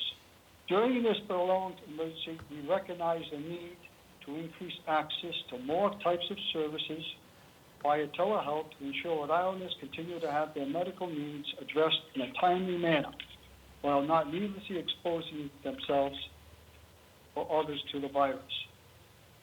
Codifying Rhode Island's emergency health telehealth measures developed during the pandemic without examining the effects on the health system is not sound policy. Moving forward, it is important that decisions about the delivery of each discrete medical service via telehealth consider the standard of care, available technology platform, physician and patient ability to utilize the platform, and accessibility issues such as a sufficient broadband capacity to enable a given technology. Telehealth services should be clinically appropriate or medically necessary and should utilize technologies that adequately protect the patient's personal, medical, and financial information consistent with state and code laws and rules. And we've all heard of HIPAA. Further, we agree there needs to be a focus on expanding telemedicine services as a means of making healthcare affordable to all Rhode Islanders. Just how far and to what extent, that's part of the issue. We believe that it is inappropriate outside of the pandemic emergency for the state to require telemedicine services to be paid at the same rate as in-person counterparts. Patients are unable to get physical examinations through telemedicine services, which thus may not be enough for diagnosis or treatment. And many times, when does a person learn that there was a lump that could be a problem? Is through in-person services. Requiring payment parity would hinder health insurance providers' ability to use telehealth to expand access and lower costs for patients. And we're charged by the state with keeping costs down, keeping them down as much as possible. It would skew method and amount of reimbursement for telehealth services, eliminating cost services that could be realized, therefore severely hampering insurer providers' flexibility to design plans that meet the needs of all Rhode Islanders. Simply, telemedicine services are not the same as in-person services and therefore not to be reimbursed as such. The appropriateness of parity of payment should be addressed. Additionally, telehealth visits do not always require the same level of intensity, the same level of time, or the same treatment equipment as in-person visits, and are not a replacement for all in-person visits. Creating a one-size-fits-all policy for care that should and must be patient-centered and individually based is not only the wrong direction, but could increase costs for America's healthcare consumers. We were part of the task force, the telemedicine subcommittee that you heard. You heard the director, the commissioner, and you heard staff member there. Yeah. I do have to say I've been around a long time, and I have to commend the staff for how they conducted such a vast number of people coming from different positions, and it was a good experience to see people working together on a very important issue. But I do have to say that there were some disagreements, not many, because in many cases we agreed with each other. We agreed with the goal. But I'm going to take some comments from the final report that's been cited. In addition, the value of and appropriateness of telemedicine is still being defined. Telemedicine's value varies by stakeholders and patient populations. Additional study of the use and use cases of telemedicine would provide further input into its value is clear, but we do not yet have a way to effectively measure the quality outcome or value it is creating. More research is needed to inform future policies and needs to focus on identifying the aspects of delivery care through telemedicine that contributes to better quality and outcomes. In addition, while widespread adoption of telemedicine during COVID-19 presents an opportunity to study its impact, caution must be taken in inferring data collected from these unique pandemic circumstances. There was no consensus on payment parity. Further reference, in November 2020, the National Governors Association released a report. It's entitled The Future of State Telehealth Policy. I can make a copy available to the committee if it wishes, Mr. Chairman. And on page 13, it states, under the caption, implications of a fee for service payments for telehealth or cost, and I quote, some policymakers worry that payment parity would significantly increase the cost of health care in a fee-for-service environment. And that's where we are. Mr. Martesian, can I want to take the opportunity to add a point and see if, we can wrap this up. I'll be done in 1 minute, Mr. Chairman. Okay, I'm on thanks. the next slide page. Yeah, I'll speed it up. Let's see if I can paraphrase a little bit. Telehealth could lead to an increase in its unnecessary use and raising the overall cost of health care to individuals, employers, and their employees. Further, payment parity removes the opportunity for competition-based payment between providers and instituting permanent telehealth parity laws should be deferred until the issue can be further studied and unintended consequences of such a policy are better understood. Finally, additional research will reveal how the shift to telehealth impacts patients and providers. That's from the National Governors Association. In conclusion, AHIP applauds Rhode Island's commitment to remove regulatory barriers to ensure care provided via telehealth is treated consistently with care provided in person. We are committed to this goal as well. As Rhode Island actively considers opportunities for continued innovation, quality, and affordability via telehealth, we strongly encourage the legislature to collaboratively work with us and all interested parties to ensure access to high quality of affordable care. Thank you for your consideration today. AHIP and its members stand ready to work with you to improve access to care and appreciate the opportunity to make the comments on this legislation today and look forward to working with you. For your record, we are concerned with the language of this legislation as presently drafted. I apologize, I've been losing my voice today. So I want to go through a few things before you get off the line. On behalf of the committee, and the committee can chime in if they have other concerns besides what I'm going to bring up. Mr. Martesian represents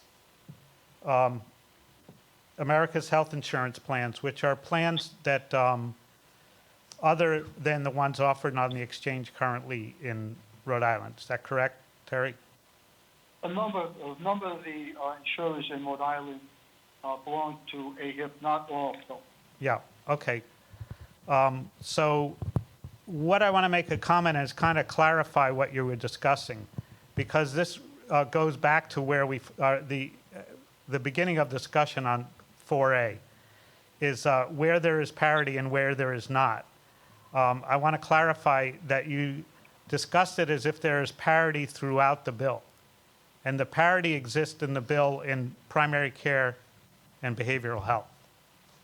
And so your concern is the parity that exists in the bill for primary care and behavioral health. Is that correct? That's correct. We're concerned with the parity issue. Yeah, so the parity exists in primary care and behavioral health. And if you look historically at the networks for insurers, the provider network for insurers, are historically inadequate for primary care and behavioral health. And one of the reasons they're historically inadequate is because the level of reimbursement for the providers. And one of the reasons they were added, the parity is so important in these two categories of care, is because of how inadequate the network is and how improved the care was. Already, we have the data, both anecdotally and scientifically, on how access to behavioral health and primary care was improved based on telemedicine during the COVID epidemic, okay? And that not having that parity, especially in primary care and behavioral health, which the bill specifically and exclusively addresses, would be a step dramatically backwards in the pandemic and beyond. When you have a psychiatrist, when you have a substance use disorder specialist that takes months to get an appointment with under current network because they refuse to take insurance payment because the reimbursement is inadequate currently, to make it less adequate by allowing payers to reimburse less for telemedicine would further damage our network that we're trying to stabilize and improve during a pandemic. Well, Mr. Chairman, I respectfully disagree with some of your comments. All I can say is, you know, in many cases, the contracts, the agreements are between the provider and the insurance company. They work out contracts and agreements. Okay, I'm just telling you what we've heard historically, at least in my 14 years here. One of the basic consensus issues of accessing care in Rhode Island and beyond. And this makes an incremental step to stabilizing this, especially during a pandemic. Are there any questions from other members of the committee? For Mr. Martesian? Thank you. Next, Linda Ujafiza, who's going to speak on not only behalf of herself, but Dr. Ryan and Dr. Cohen also signed up.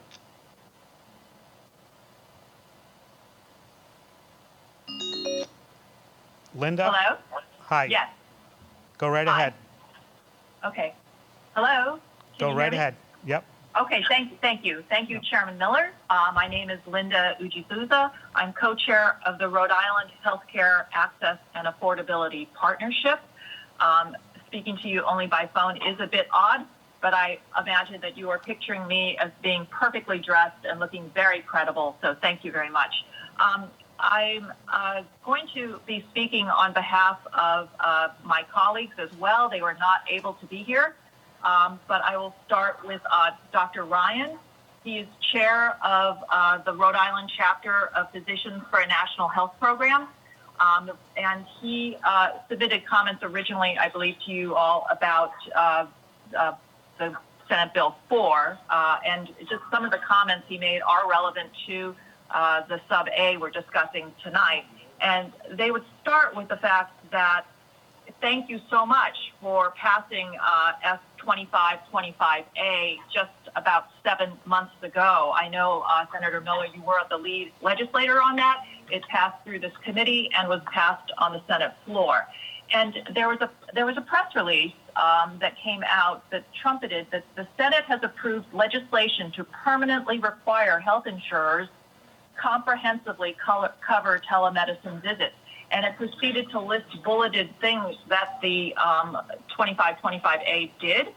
And so I would say that you can read them, but what appears to have happened, because they included things like requiring that all telemedicine services be reimbursed at rates not lower than the same services. So parity was for all telemedicine services. It also prohibited health insurers from imposing cost sharing and prior authorization requirements for telemedicine services.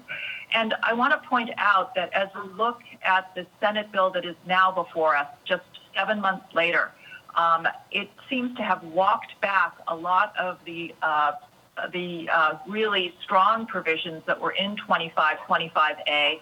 And I know that the chair of OHIC, Mr. Teig, has tried to explain why that has happened. But in fact, I don't believe that he is able to say anything more than that the health insurance company stakeholders were able to insist that the stronger pro-consumer, pro-patient provisions that were in 2525A got walked back because of their concerns. Now, everyone should be well aware that OHIC is in a difficult position. They do not simply protect patients. They also have to guard, so this is a quote, guard the solvency of health insurers. And I will say that Physicians for a National Health Program and its primary goal is to remove the multiple payers, the health insurance companies who are essentially middlemen who provide no actual health care and, frankly, make money by limiting care and by making sure they limit their payments for care.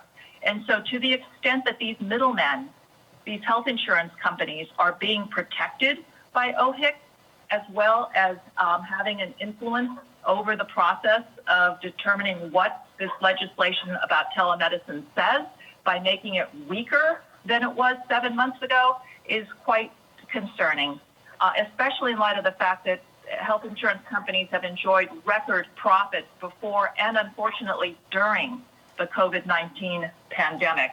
So those were essentially Dr. Ryan's comments, and he was writing on Senate Bill 4. My comments would be about the sub A. And I just want to echo, I understand, Senator Miller, what you were saying about trying to do good by having only the primary care and the behavioral health care sectors identified in the sub A. But really, I do believe still that the concerns that Senator Bell raised about excluding other specialties is a problem that needs to be addressed. And in fact, and then the next point I would make about the sub-A is that it definitely appears to expand prior authorization so that even under the old Senate Bill 4, you didn't talk about all clinically appropriate telemedicine services needing prior authorization. And it seems like this sub-A expanding prior authorizations, what that does is simply delay and discourage treatment. And I would ask that at a minimum you follow the Senate Bill 4's path to not allow these pre-authorizations to be instituted for telemedicine until after June 30th, 2023, because that Senate Bill 4 language was removed. So the next point I'd make is about clinically appropriate.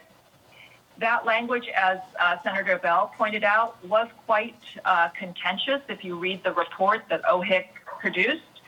And it's interesting because there were basically if you read what happened in that report when they discussed clinically appropriate, it said that provider and consumer stakeholders expressed great concern with respect to the ability of insurers to determine what services are appropriate to be rendered and covered as telemedicine.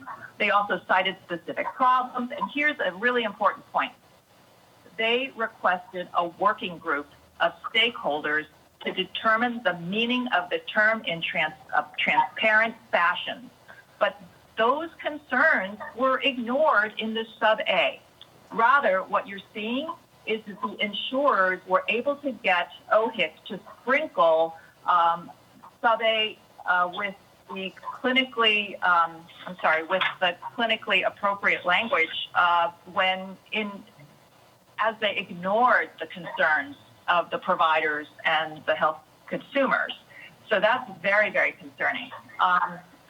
So I would just simply ask that you can not pass this sub A and rather look back to that much better bill you passed, the 2525A, just 7 months ago, and even look back to your pre-sub A, Senate Bill 4, for better language that better protects what the governor was managing to accomplish through her executive order.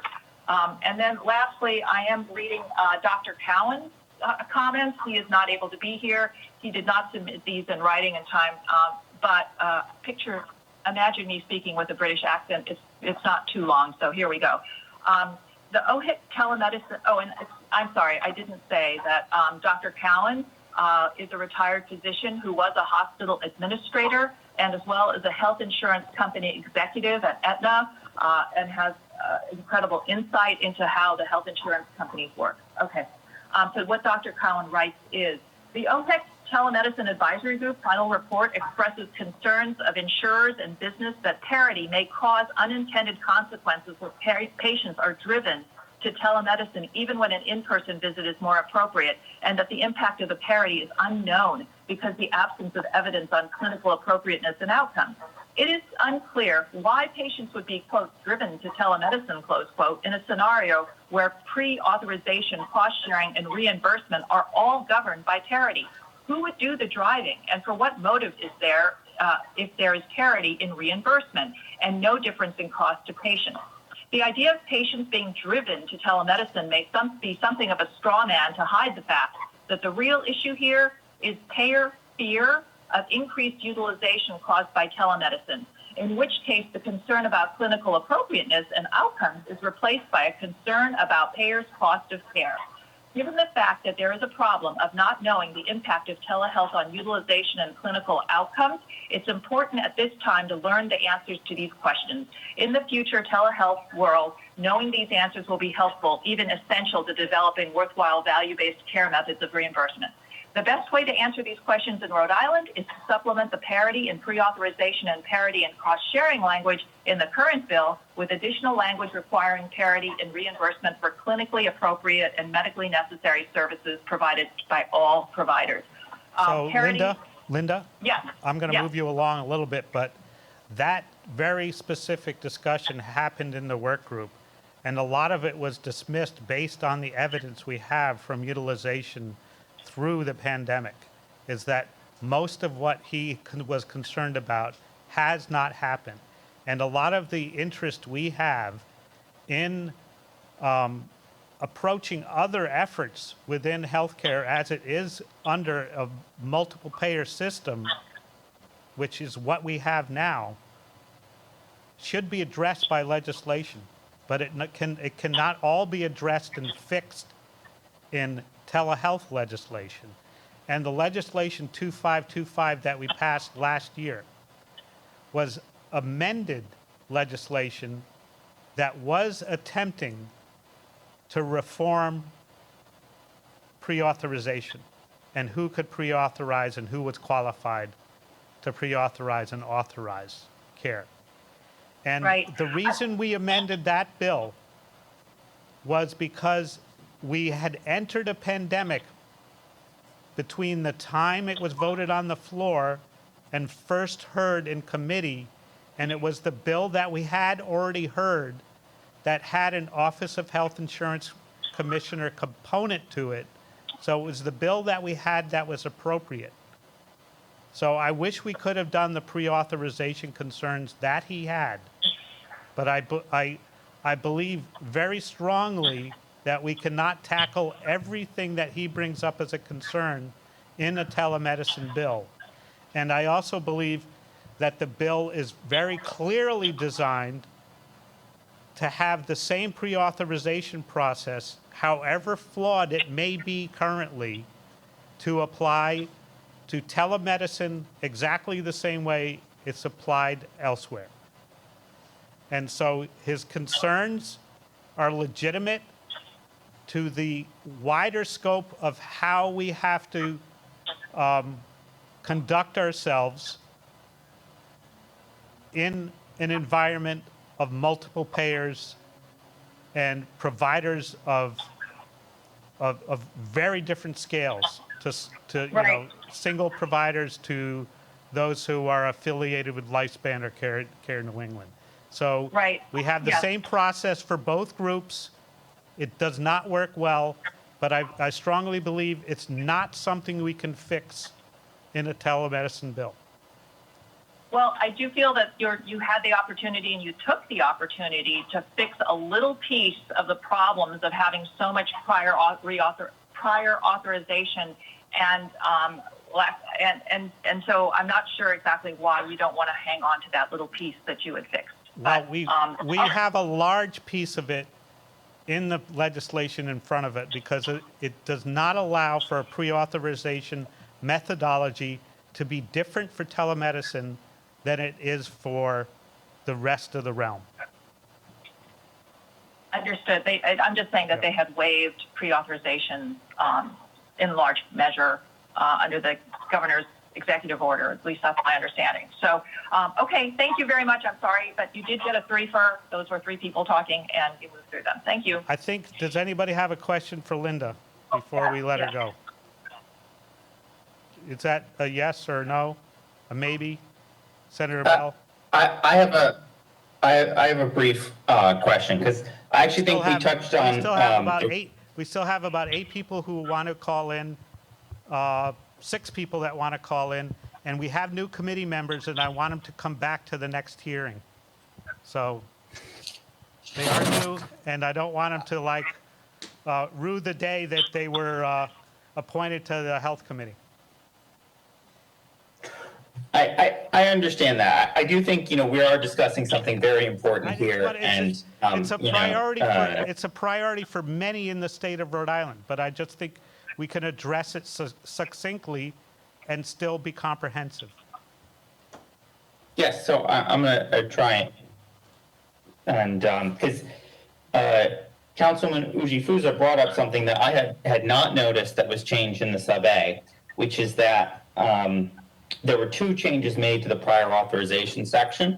And as I'm reading this, one of them is that the original bill had actually just flat out banned prior authorization for telemedicine services for in-network primary care and behavioral health, which would have, because it's currently, as I understand it, there's a huge issue to get prior authorization often for many mental health care services, and this would have allowed that to be waived for all telemedicine, which I thought was great. One of the things I was really excited about, and I actually hadn't noticed that was gone, and it's now just down to a standard of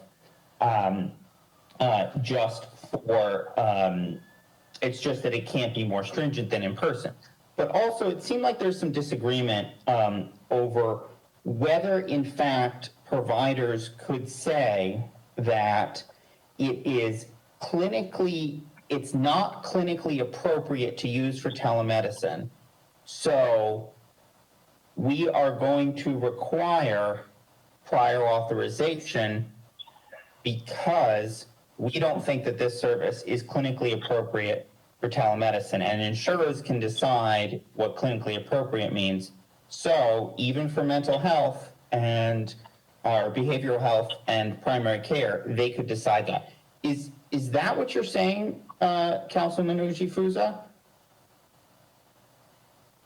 Well, yeah, I guess just as it was brought up in the working group, it's a complicated question, and it should be determined by experts in a very transparent way. And that was not included in this sub-A as a procedural matter, so it is a concern. Okay, thank you. And I will mention also that the Office of the Health Insurance Commissioner and legislators have made a lot of progress over the last several years. So pre-authorization is no longer required for a large amount of both behavioral and primary care services. We have eliminated a lot of authorization. So I don't want it to be misunderstood that they can allow pre-authorization for something that is either through regulation, through Medicaid statute, or through legislation where pre-authorization has already been eliminated.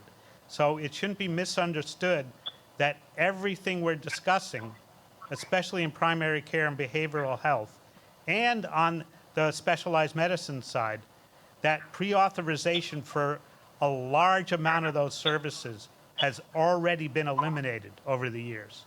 So that's important to note. Right. It's not changing that. Right. I think Mark, though, has been taking a lot of telemedicine calls as a primary care doctor, and they have not required and been able to do things.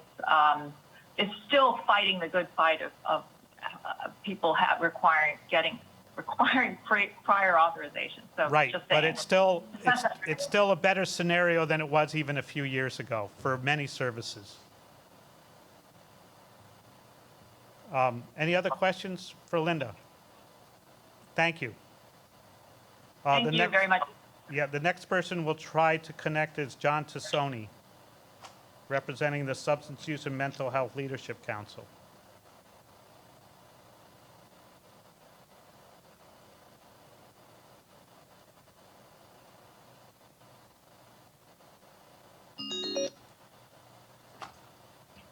Good afternoon, Mr. Chairman, members of the committee. Thank you for joining us. I don't know if you've listened to our hearing while you were waiting. Oh, I have, Mr. Okay. Chairman. So if you could try not to be redundant to points that were already brought up, and like I've said to others, if you wish to comment on any of the other legislation, the remainder of the legislation is Senate Bill 5. If you wish to address that also before we disconnect you.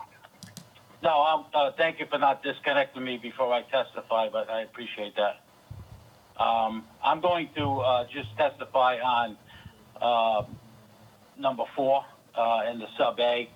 I think it's very interesting that medical necessity and also the issue of clinically appropriate gives the insurance companies a way out. We sat on the committee. I did not. Dr. Susan Storti sat on the committee. And we have some concerns, obviously. If you look at the telemedicine data reporting issue. Mr. Tassone, could I just interrupt you for one point? Yes, you may. Okay. It's a concern, and it has been a concern that myself, you, and the Mental Health and Substance Abuse Leadership Council has gone through. And to my previous comments, that kind of language and that kind of authorization is an inherent issue, inside or outside telemedicine.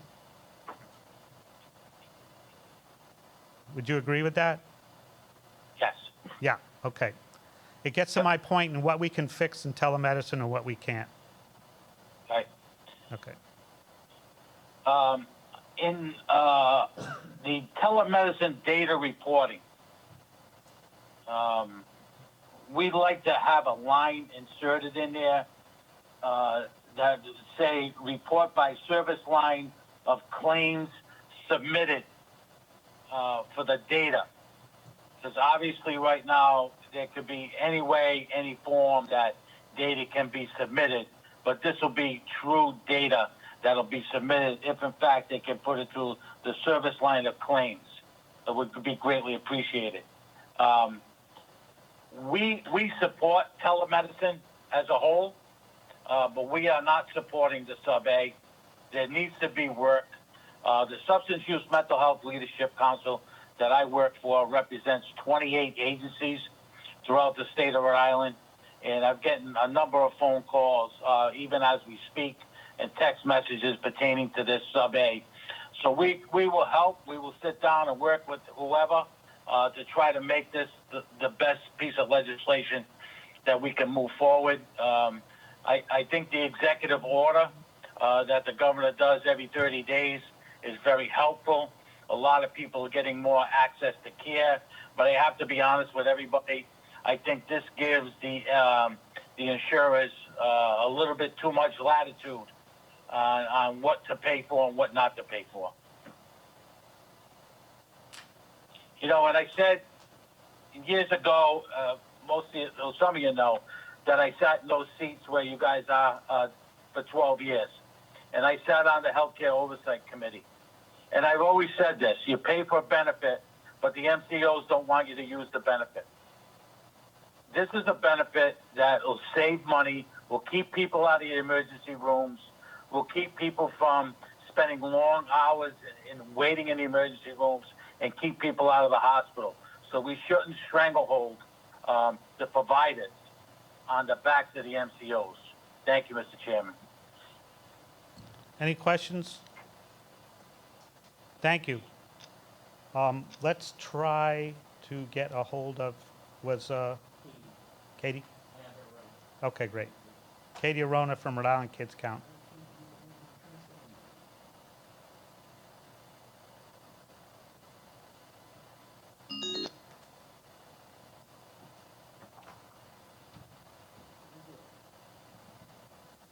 Katie? Hi there, can you hear me? Yep. Great, thank you for having me. This is Katie Orona, Health Policy Analyst at Rhode Island Kids Count. I have submitted testimony on both sub-A's 4 and 5, and I will keep my testimony as short as possible, and I've been listening in the whole time, so I know what other people have talked about. So thank you for the opportunity to provide testimony today. Rhode Island Kids Count offers its strong support for Senate Bill 4, sub-A, which amends the provisions of the Telemedicine Coverage Act and provides telemedicine under Rhode Island Medicaid. Kids Count acknowledges the importance of in-person well-child visits, including immunizations for all children.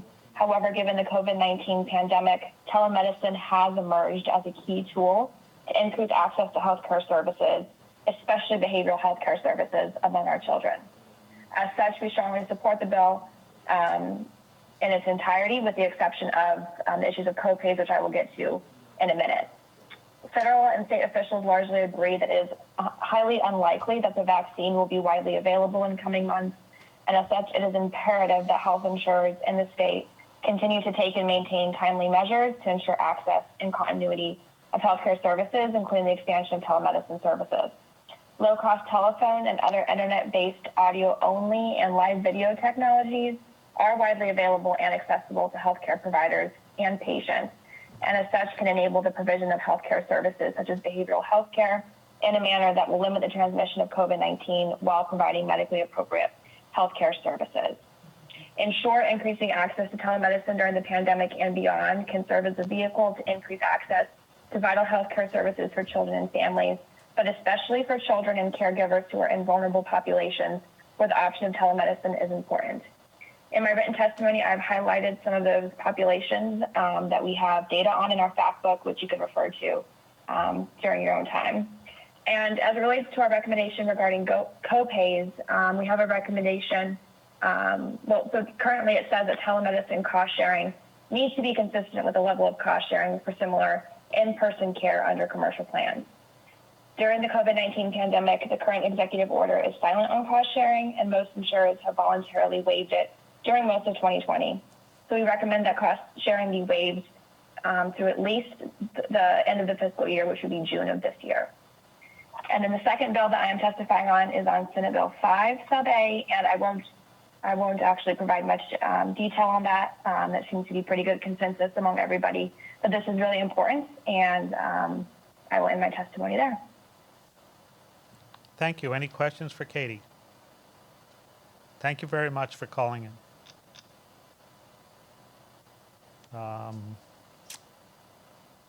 Erin Sales from American Physical Therapy Association would be next in how we have this in our line of attempts to connect telephonically. Erin? Hello? Yes, you're on with the committee. Yeah. Okay, thank you so much.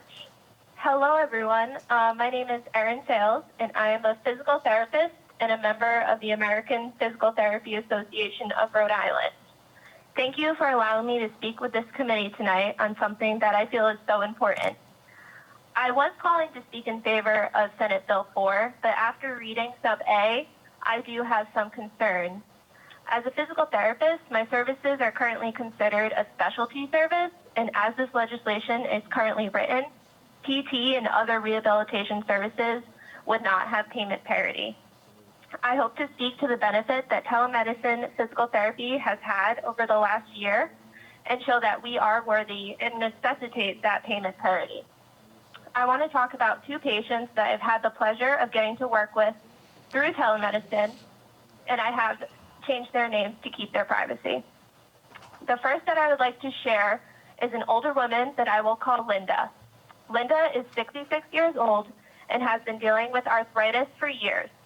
Before the pandemic, she kept very busy, going to her local senior center, seeing her friends, and visiting with her children and grandchildren. She was also a frequent participant in the community exercise classes that the URI PT program holds every week. But since the COVID pandemic started, she found herself cut off from all of the resources for exercise and physical activity. She was referred to PT due to pain that she was having in her knees and hips. She said that before, she had never really noticed this pain, but now it does not seem to want to go away. We were thankfully able to help her improve her strength, range of motion, and performance of daily activities to decrease her pain. But what she was most thankful for was that we were able to show her how to be physically active at home. A very unique addition of telemedicine is the ability to see patients in their home and give feedback that is specific to the materials they have available and what their needs are. We were also able to show her how to use various materials around her house, including bins, step stools, and jars, as materials she could use to continue exercising while she was confined to her home. She was so thankful for this because, as she shared, she does not know when we'll be able to get back to her normal activities, as most of us don't. Another patient that I want to share about, I will call Charlie. He is a young boy that I've been seeing through telemedicine who is about to turn 3 years old. This is a significant event for many reasons, but the one that his parents were most focused on is the fact that at 3 years old, you can no longer receive early intervention services. He has had PT through early intervention since he was born due to delay in his development. Charlie is adopted and had exposure to substances when he was in utero. This has caused many impairments for him, including delaying his gross motor development. He also has a compromised immune system and problems with his heart. His parents were very nervous that after he was discharged from early intervention, due to his age, they would see regression in his gross motor skills since he was no longer working with a PT. This is when he was referred to us. His parents were so excited to hear that he would be able to continue PT services through telemedicine like he was receiving previously.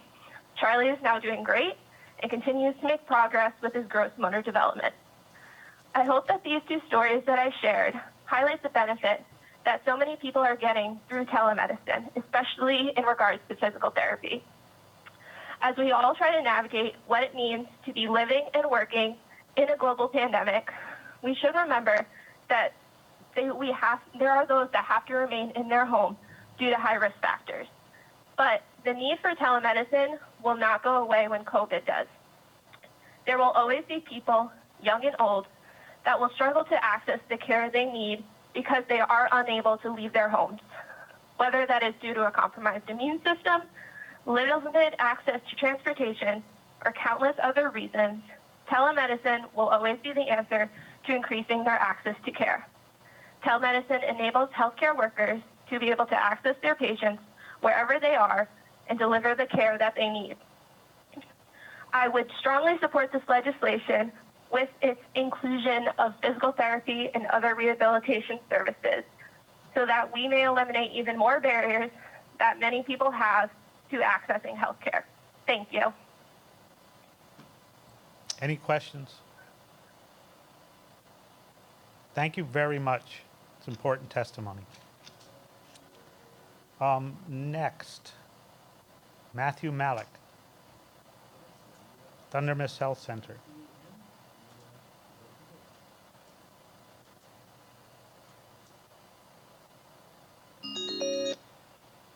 Matthew, Thank you for joining the committee. It is my pleasure. Good evening, everyone. Good evening, Chairman Miller and all those present in person and virtually. So my name is Dr. Matthew Malek. I'm a primary care doctor here in Rhode Island and also the medical director of provider experience at Thunder Mist Health Center. And thank you for having me for this testimony. Tonight, I'm testifying tonight in support of Senate Bill 4. It's amazing. So over the last year, telemedicine has proven nothing less than miraculous for so many of my patients. It's been amazing. And Senate Bill 4 promises to keep that going. So in the few minutes I have, I want to give you a clinical example because I think it's useful to hear what it's like in the front lines. So this is one of my favorite patients. I've changed the name and some details for privacy, but let's call this patient Betty. So Betty is delightful. She's funny. She's a middle-aged Rhode Islander. She's been here her whole life, very loyal to her primary care doctor. And I've been taking care of her for about 5 years. Until the pandemic and the advent of telemedicine, admittedly, Betty got pretty suboptimal care for myself and the whole system. Why? I'm not a bad doctor, generally, I would say, but I could only provide care to her when she could come in the door in my clinic, and Betty can't really get in the door very often. She has chronic pain, anxiety, difficult breathing. She can't drive. She can't take public transportation. And so in the old days prior to telemedicine, she'd miss appointments, she'd delay follow-up for needed things, and then she'd end up at the ER for really simple things because her only ride that she could get was an ambulance. Since telemedicine, Betty and I have been rocking. It has been great. So Betty and I have phone visits about every month, and the regular contact has led to really dramatic improvements in her health. So after years of trying unsuccessfully, her pain is finally controlled, her mood is better, she finally quit smoking, which is amazing during a pandemic. And then a few years ago, she was in and out of the ER all the time for dizziness because her blood sugar was high. And now her diabetes has improved so much that we're actually decreasing her insulin due to low blood sugars. And before, when Betty was sick, she really had a hard time getting to us. And now, when she's sick, she books the same-day phone visit with me or a colleague. We treat her quickly and effectively. And 90% of the time, we can do that by phone alone. And it's kept her out of the ER in turn. So Betty and I tried video medicine. One quick thing about video telemedicine. And let me tell you, it was not a success. It was quite funny, though. So you can imagine how low technological literacy adds up along with low access. And so it was the typical, okay, Betty, just click on the red button when it pops up and you'll be in your visit. And you get Betty, it's just not clicking, Doc. I'm like, what do you mean? Well, my finger's too big. Okay. Well, wait, just turned off. No, wait a minute. Where'd it go? How do I get this thing back on? Etc. The point being, we've all been there. One key part of Bill 4, which I love, is the freedom to use just telephone medicine.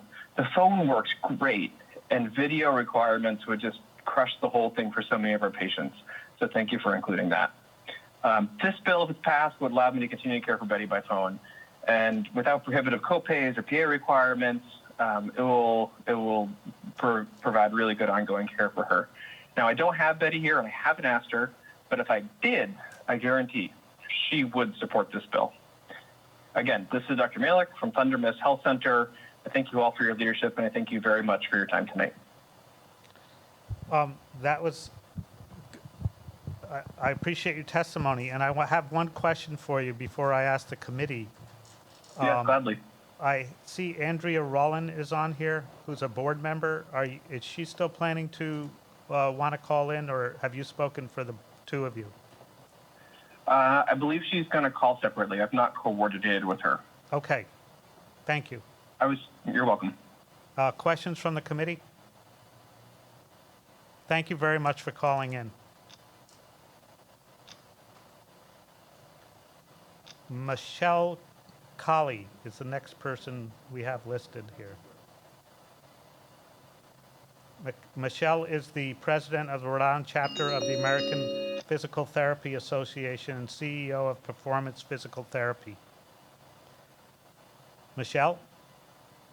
I am here. Thank you very much, Senator Miller, and to all of the members of this committee. I'm happy to be here. As you mentioned, I am the president representing over 500 physical therapists and assistants who are members of the Rhode Island Chapter, as well as CEO of Performance. We're a multi-clinic practice with over 200 employees, so certainly had a lot of experience with telehealth. And if you'd asked me a year ago, what role should physical therapists provide services through telemedicine or video conferencing, I would have been like, I don't really know how we can do it. But thank you to the executive order of our governor, it really, due to the pandemic, we were thrown into certainly learning the value of it. You've heard from one of my colleagues, Erin Sales, about the clinical experience she's had with it.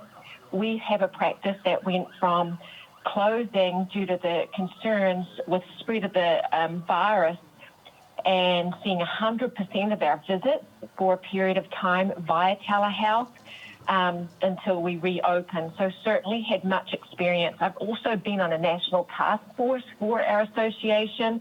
So we've been doing a lot of looking at the data. So I just wanted to bring up some key points, and I've heard these key points come up tonight. One being from the payers, of course, that there's a concern for overutilization. Should you open up access to care in the long term for telehealth services for physical therapy? We have not seen that in the industry. We've not seen it in the state. Most of our outpatient practices are now providing less than 5% of their care via telehealth. So although it's a small component of what we do, it tells you that it's something that's not been overutilized. From an access of care point, it's essential that we have this not only for our COVID patients or those who are quarantined, but we also look at our people living in our poor neighborhoods who don't have transportation, or your busy professional who can't get into the clinic. Telehealth is a way that we can provide access to care and minimize and mitigate the downstream expenses that occurred when people don't have access to care. And these are things like your surgeries, your chronic disease, hypertension, diabetes, all of the things that ultimately someone being able to move help to prevent. Payment parity, yes, we've noticed in this bill for sub A, we agree with everything except for the fact that physical therapists are not listed here for payment parity, and very much strongly support payment parity. And this was part of what the governor's executive order included. And I know that we hear many payers say telehealth is not as skilled or is not as in-depth for physical therapists. And our argument back was, well, actually it is. It takes just as much time. It takes probably more time than an in-clinic for visit, but it's different. It's not the same as in-person. We can't do hands-on treatment. However, we can do a significant amount of clinical decision-making, prescription of exercise, reviewing their home, educating family members. So therefore, we strongly believe that payment parity should be included for physical therapists. Non-effectiveness, this has come up as well, and we are actually now seeing studies coming out in our physical therapy community. Satisfaction is actually during the pandemic from patients who receive service through video conferencing has been on par with what they receive in clinic. And the actual clinical outcomes, when we look at the amount of progress someone makes and clinical outcomes, has actually also been on par. Now, does this mean telehealth is a replacement for in-person? Absolutely not. And we're still doing more research to really see telehealth as an adjunct to what we do in the clinic, to support when we can't see people in the clinic, or to support when it's beneficial to see them in their home. So I'm sorry I spoke fast. I just know you've all been sitting for a long time, and you shouldn't be sitting. This is when I like to say, as a physical therapist, you should all stand up and move around for the sake of your bodies. But I'm happy to take any questions and provide any further information. Are there any questions? Senator Bell. Senator Bell. I just want to quickly say, I was a patient at Performance Physical Therapy several years ago, and you guys really made a huge difference in my life because of the care you gave me. I no longer have to use leg braces to walk, which is really made my life so much better. And I just can't commend you guys enough on the high quality of care you give and the really important impact you made on my life personally. So I just wanted to say that. And, I really hear very carefully what you said about the importance of payment parity. And I personally feel very strongly that we have to make sure that payment parity is expanded to include services like physical therapy. Well, Senator Bell, you just made my night, so I really appreciate the shout out and you letting us know that that physical therapy had a positive impact on your life. So I appreciate that very much. Thank you. Any other questions? Senator Golden. I just want to, usually if we were in person, I'd be able to welcome you to the Senate. And so I just wanted to thank you, Michelle, for coming and testifying. It was very important points that you make, and I really appreciate that and know how much work you have done for our state. So thank you very much for coming tonight. And I imagine because it was by telephone, you actually got to testify. So that was great. It's good to hear you. Thank you so much, Senator. I appreciate it. And thank you for all the work that you're doing and your whole team here is doing. It's a very challenging time, but I hope you're all moving and staying healthy and staying active. I walked 2.5 miles both Saturday and Sunday, so I'm trying. Good job. Just keep moving. Yeah, please do that. Please do it. It's so good for your mental health. All the behavioral health folks out there will support that, and your primary care. So, yeah, thank you all for doing your part for supporting movement. Okay. Thank you very much for testifying. I think the next person pleasure. we're going to try to connect with is Andrea Rolland from the Board of Directors of Thunder Mist.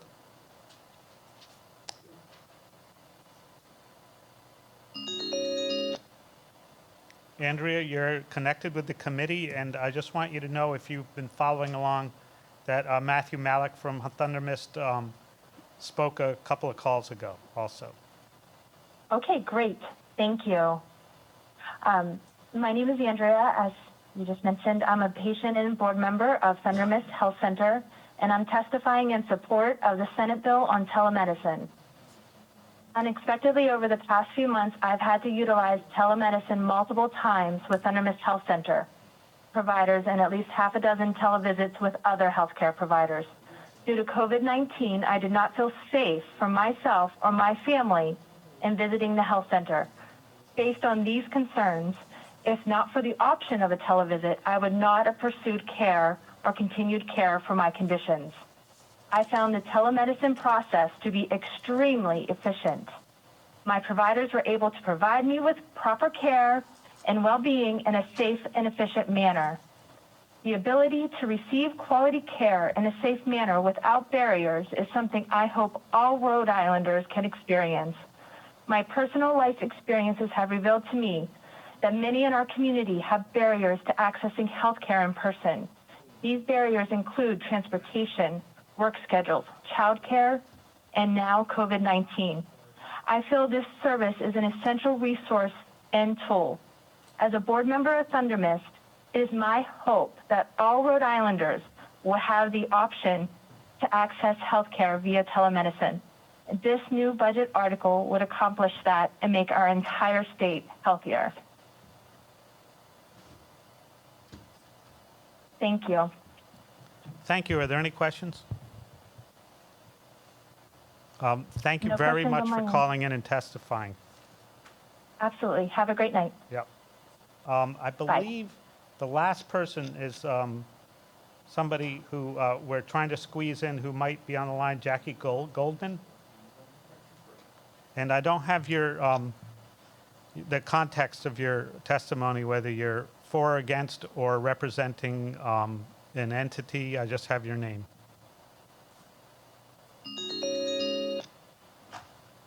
Jackie? Yes, hello.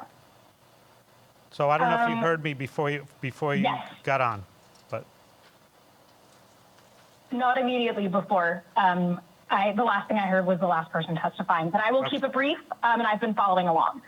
okay. I just wanted you. All I have is your name, Yes, So- my name is Jacqueline Goldman. Yeah. I am an epidemiologist, and I work at Brown University, but really I'm just testifying as a citizen of Providence, Okay. Rhode Island. Okay, I just wanted to get some context.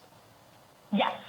Mostly, yes, as I said, testifying as someone who is a health policy wonk and cares about people in the state. So I really commend you for putting together the legislation in 2020, S2525, and think that it was an incredibly important bill.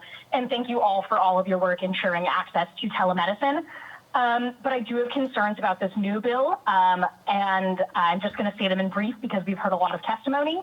I think that there are major concerns with the parity as brought up by some of the specialists on the call. I also think that the language of clinically appropriate and all of those kinds of things leave way too much discretion up to insurance companies to decide who all gets provided. And so I think that the language in this newer bill is just vastly weakened and allows way too much longitude for insurance companies.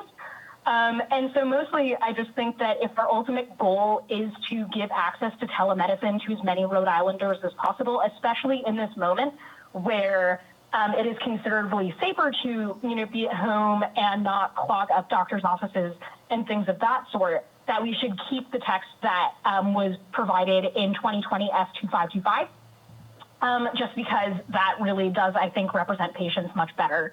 So really, that's all I have to say. I've written down my thoughts in detail in my written testimony that I've sent over. But that's really all I have to say. Thank you. Any questions? So I believe that's the last person for any of the legislation, because the people we heard earlier on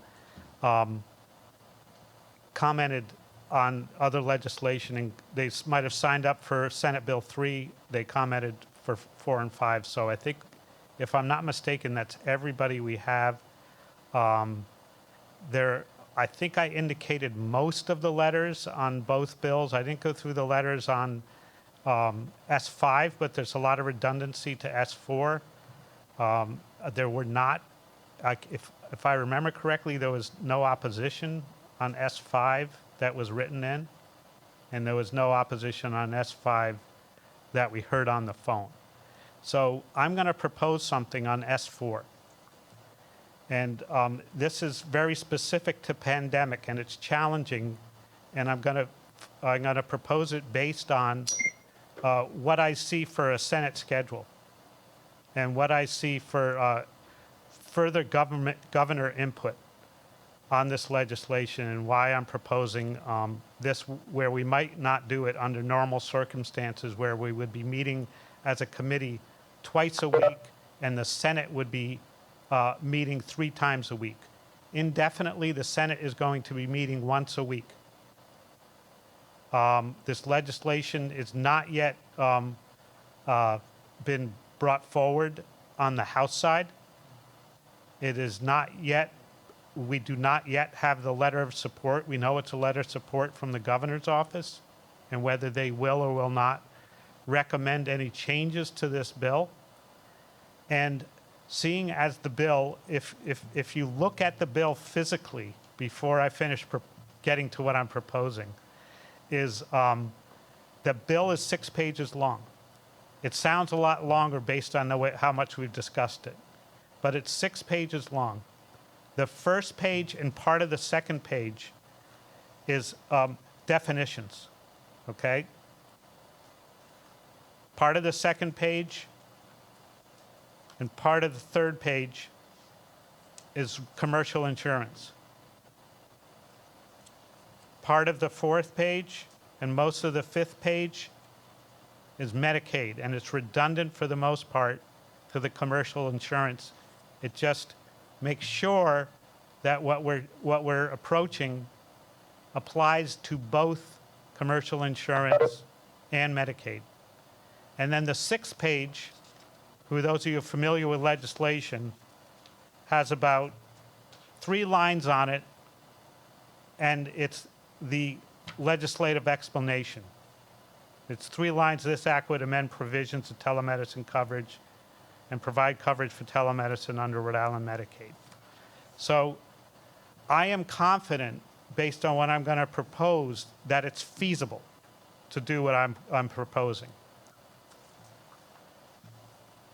This coming Tuesday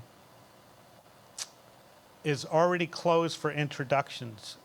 Future weekly meetings at Rhode Island College may be open to introductions, but this one is not. And so the first time under the current calendar that we're working on,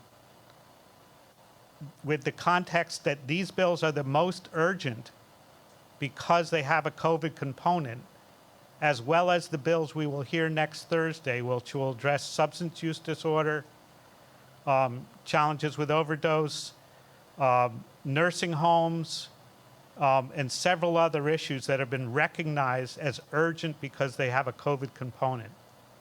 The earliest they could be heard, or these bills could be heard or voted on as a chamber, would be a week from Tuesday. So what I am going to propose is passage of sub A with the idea that because the bill is short, and when you're amending page 3 and 4, you're almost reflectively amending page 4 and 5. So there's not a lot of language that would make it cumbersome for it to be an amendment process that can be discussed and proposed as amendments with everybody we heard from and beyond, including the governor's office, the health insurance commissioner, and the executive office of health and human services. And I'll give you the context of what I think would be simple but important changes that may evolve into that amendment that would be presented with the bill. Data reporting would be expanded to commercial insurance when and if possible. That we attempt to track through EOHHS state savings for childcare, transportation, commercial insurance for both the state and the patient. That we look where and when it would be appropriate to change clinically appropriate versus medical necessity. Those are language changes that are not going to like expand and add another page or paragraph. It's going to be replacement or additional language, and this is why I'm making this case. And pre-authorization and copay potentially with the governor and the OHIC participation and some of the advocates that calls participation on additional pre-authorization and copay considerations. So with that explanation on why under normal circumstances it might be appropriate in other legislation and in other circumstances in different calendars, that we would hold this to have those sub-As presented to committee. I believe we can discuss with the advocates who are interested and the departments who are responsible and make these changes and still have it be a 6-page bill when we're done with amendments that can easily be explained on the floor on where we were today and where we would be to the chamber when we get there, with amendments that would be presented on the floor that would be very clear to the committee because they would be included in discussions with our policy office as they evolve. So with that, I do propose that we pass S4 sub A if there is a motion and a second.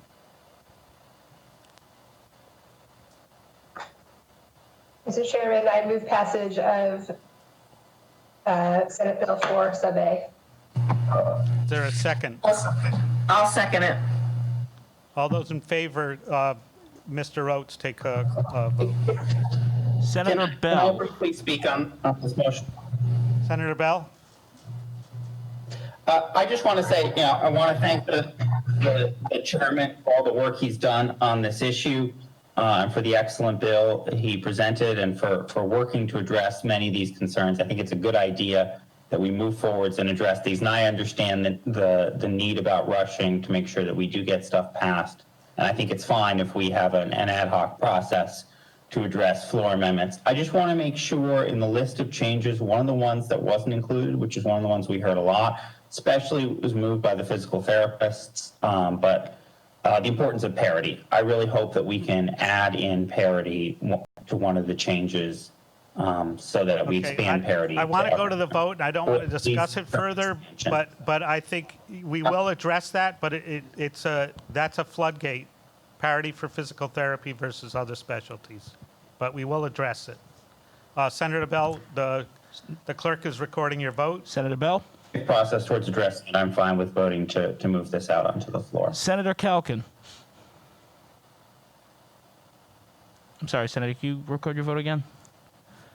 Aye. Senator DiMario? Aye. Senator Golden? Aye. Senator Lawson? Aye. Senator Paolino? Aye. Senator Valverde? Aye. Chairman Miller? Aye. Mr. Chairman, you have 8 votes in the affirmative. Thank you very much. I want to quickly move on to 5A. As I said, we've already had extensive testimony. I think there's a great understanding in this committee, both from those of you who are new to the committee and those of you who've been around for a while. So I'm not going to go through the page and a half I have to explain the legislation, because I think you're all very clear based on testimony and your experience around the ACA and versus the Supreme Court versus the state versus how important these essential benefits are. The only thing I will go over very briefly is why we have a sub-A. And we have a sub-A because of changes that are very important for both OHIC and HealthSource RI around the restrictions that the Trump administration put on open enrollment that we expect to change before the next enrollment period. And the language that we have would be restrictive to that and wouldn't allow for that open enrollment. So if you look at page 4, lines 23 through 29, under the I in parentheses, you'll see a cross out. A carrier must allow eligible applicant to enroll in coverage during 1, an open enrollment period established by the commissioner and held annually for a period between 30 and 60 days. And it's crossed off special enrollment periods as established in accordance with what the statute is listed. And 3, any other open enrollment periods or special enrollment periods established by federal or state law, rule, or regulation. And as many of you know, by federal law, open enrollment was very intentionally, and who knows why, restricted, and this just allows for that potential expansion. Are there any questions on that explanation? If not, is there a motion?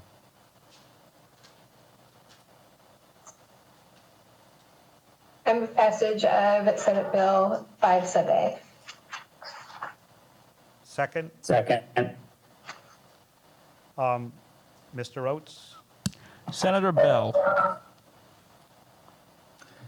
Yes. Senator Calkin? Yes. Senator DiMario? Yes. Senator Golden? I'm sorry, Senator, one more time? Can you hear me? I can now. Okay. Yes. Senator Lawson? Yes. Senator Paolino? Aye.